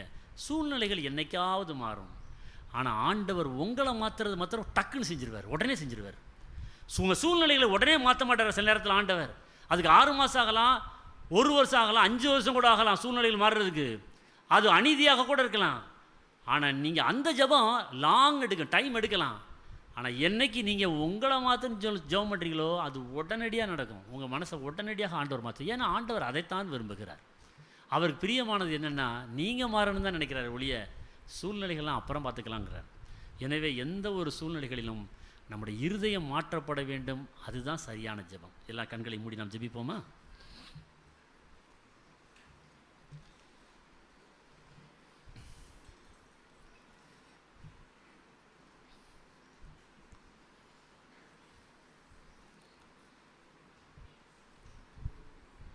அதை தான் நம்ம பாடலில் பாடினோம். மன்னிக்கின்ற இருதயத்தை எனக்கு தாங்க ஆண்டவரே சொல்லி பாடணும் இல்லையா? ஆண்டவர் அந்த மாதிரி ஒரு இருதயத்தை நமக்கு தந்துட்டாருன்னா போதும்.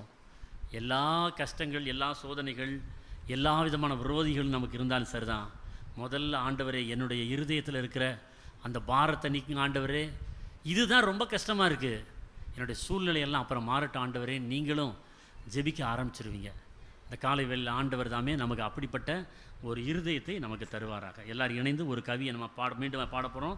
அந்த 297 பாடத்தில் மன்னியுங்கள் என்று சொன்னவரே நமக்கு மன்னிக்கும் இருதயத்தார். இந்த பாடல் பாடும் பொழுது நீங்கள் இணைந்து ஆண்டவர்கிட்ட ஜெபிக்கும்படி உங்களை அன்போடு நான் கேட்டுக்கொள்கிறேன். சிலுவையினுடைய அன்பை எனக்கு ஊற்றுங்க ஆண்டவரே. உங்களால் எப்படி ஆண்டவரை மன்னிக்க முடிஞ்சு? உங்கள் மேலே எச்சியை துப்புனாங்க, உங்கள் மேலே வந்து ஈட்டியில் குத்துறான், உங்கள் மேலே வந்து தலையில் வந்து அந்த முள்முடியை வச்சு அழுத்துறான். எல்லாத்தையும் எப்படி ஆண்டவரை மன்னிக்க முடியுது? கசப்பே உங்களுக்கு இல்லையா? உங்கள் இருதயத்தில் கோவமே வரலையா? அது எப்படி ஆண்டவரே? அதே அன்பை தான் எனக்கு தாங்க ஆண்டவரே. அதான் கேட்கணும். அந்த சிலுவையில் உங்களுக்கு எப்படி ஆண்டவரே அந்த இருதயம் இருந்துச்சு? அந்த இருதயம் தான் எனக்கும் வேணும் ஆண்டவரே. எல்லாம் ஜெபம் பண்ணுவீங்களா? எல்லாம் ஜெபம் பண்ணுவோம்.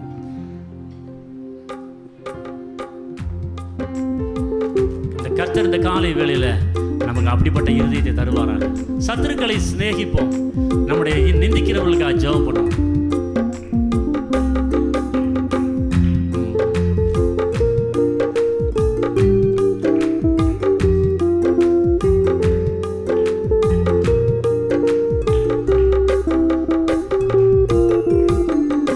மன்னியுங்கள் என்று சொன்னவரே மன்னிக்கும் இதயம் தாரும்.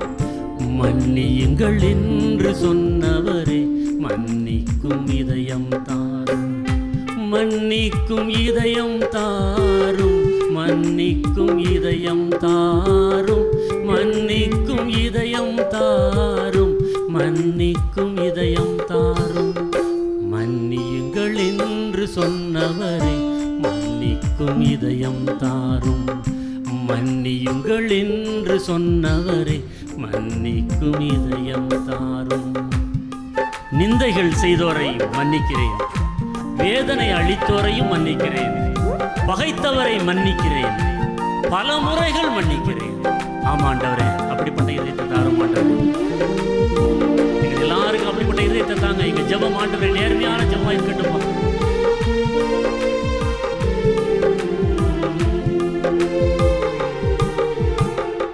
நிந்தைகள் செய்தோரை மன்னிக்கிறேன், வேதனை அளித்தோரை மன்னிக்கிறேன், பகைத்தவரை மன்னிக்கிறேன், பல முறைகள் மன்னிக்கிறேன். பகைத்தவரை மன்னிக்கிறேன், பல முறைகள் மன்னிக்கிறேன். மன்னியுங்கள் என்று சொன்னவரே மன்னிக்கும் இதயம் தாரும். மன்னியுங்கள் என்று சொன்னவரே மன்னிக்கும் இதயம் தாரும். மன்னிக்கும் இதயம் தாரும். மன்னிக்கும் இதயம் தாரும். மன்னிக்கும் இதயம் தாரும். மன்னிக்கும் இதயம் தாரும். மன்னியுங்கள் என்று சொன்னவரே மன்னிக்கும் இதயம் தாரும். மன்னியுங்கள் என்று சொன்னவரே மன்னிக்கும் இதயம் தாரும். நன்றியோடு ஸ்தோத்திரிக்கிறோம் ஆண்டவரே. எங்களுடைய ஜெபம் நீதி செய்வதற்காக மட்டுமல்ல, எங்களுடைய ஜெபம் எங்களையே மாற்றட்டும் ஆண்டவரே. நிந்திப்பதற்காகவும் துன்பப்படுத்துவதற்காகவும் மட்டுமல்ல, அது எங்களுடைய இருதயத்தை மாற்றத்தக்கதான ஒரு ஜெபத்தை நாங்கள் எப்பொழுதும் செய்ய கர்த்தர் உதவி செய்யும்படியாக ஜெபிக்கிறோம். தெய்வீக சமாதானம் எங்கள் இருதயத்தில் நிறைந்தவர்களாக நாங்கள் ஜெபிக்க எங்களுக்கு கற்றுத்தாங்க ஆண்டவரே. கசப்பு, வெறுப்பு, கோபம், மன்னியாமை எல்லாவற்றையும் எங்களை விட்டு எடுத்து போடும்படியாக ஜெபிக்கிறேன். இந்த செய்தியை கேட்ட நம்முடைய பிள்ளைகள் அத்தனை பேருடைய இருதயத்திலும் கர்த்தர் அந்த சமாதானத்தை தரும்படியாக ஜெபிக்கிறேன். இயேசுவின் நாமத்திலே மன்றாடுகிறேன் பிதாவே. நம்ம எல்லாம் எழுந்திருப்போமா? அல்லேலூயா.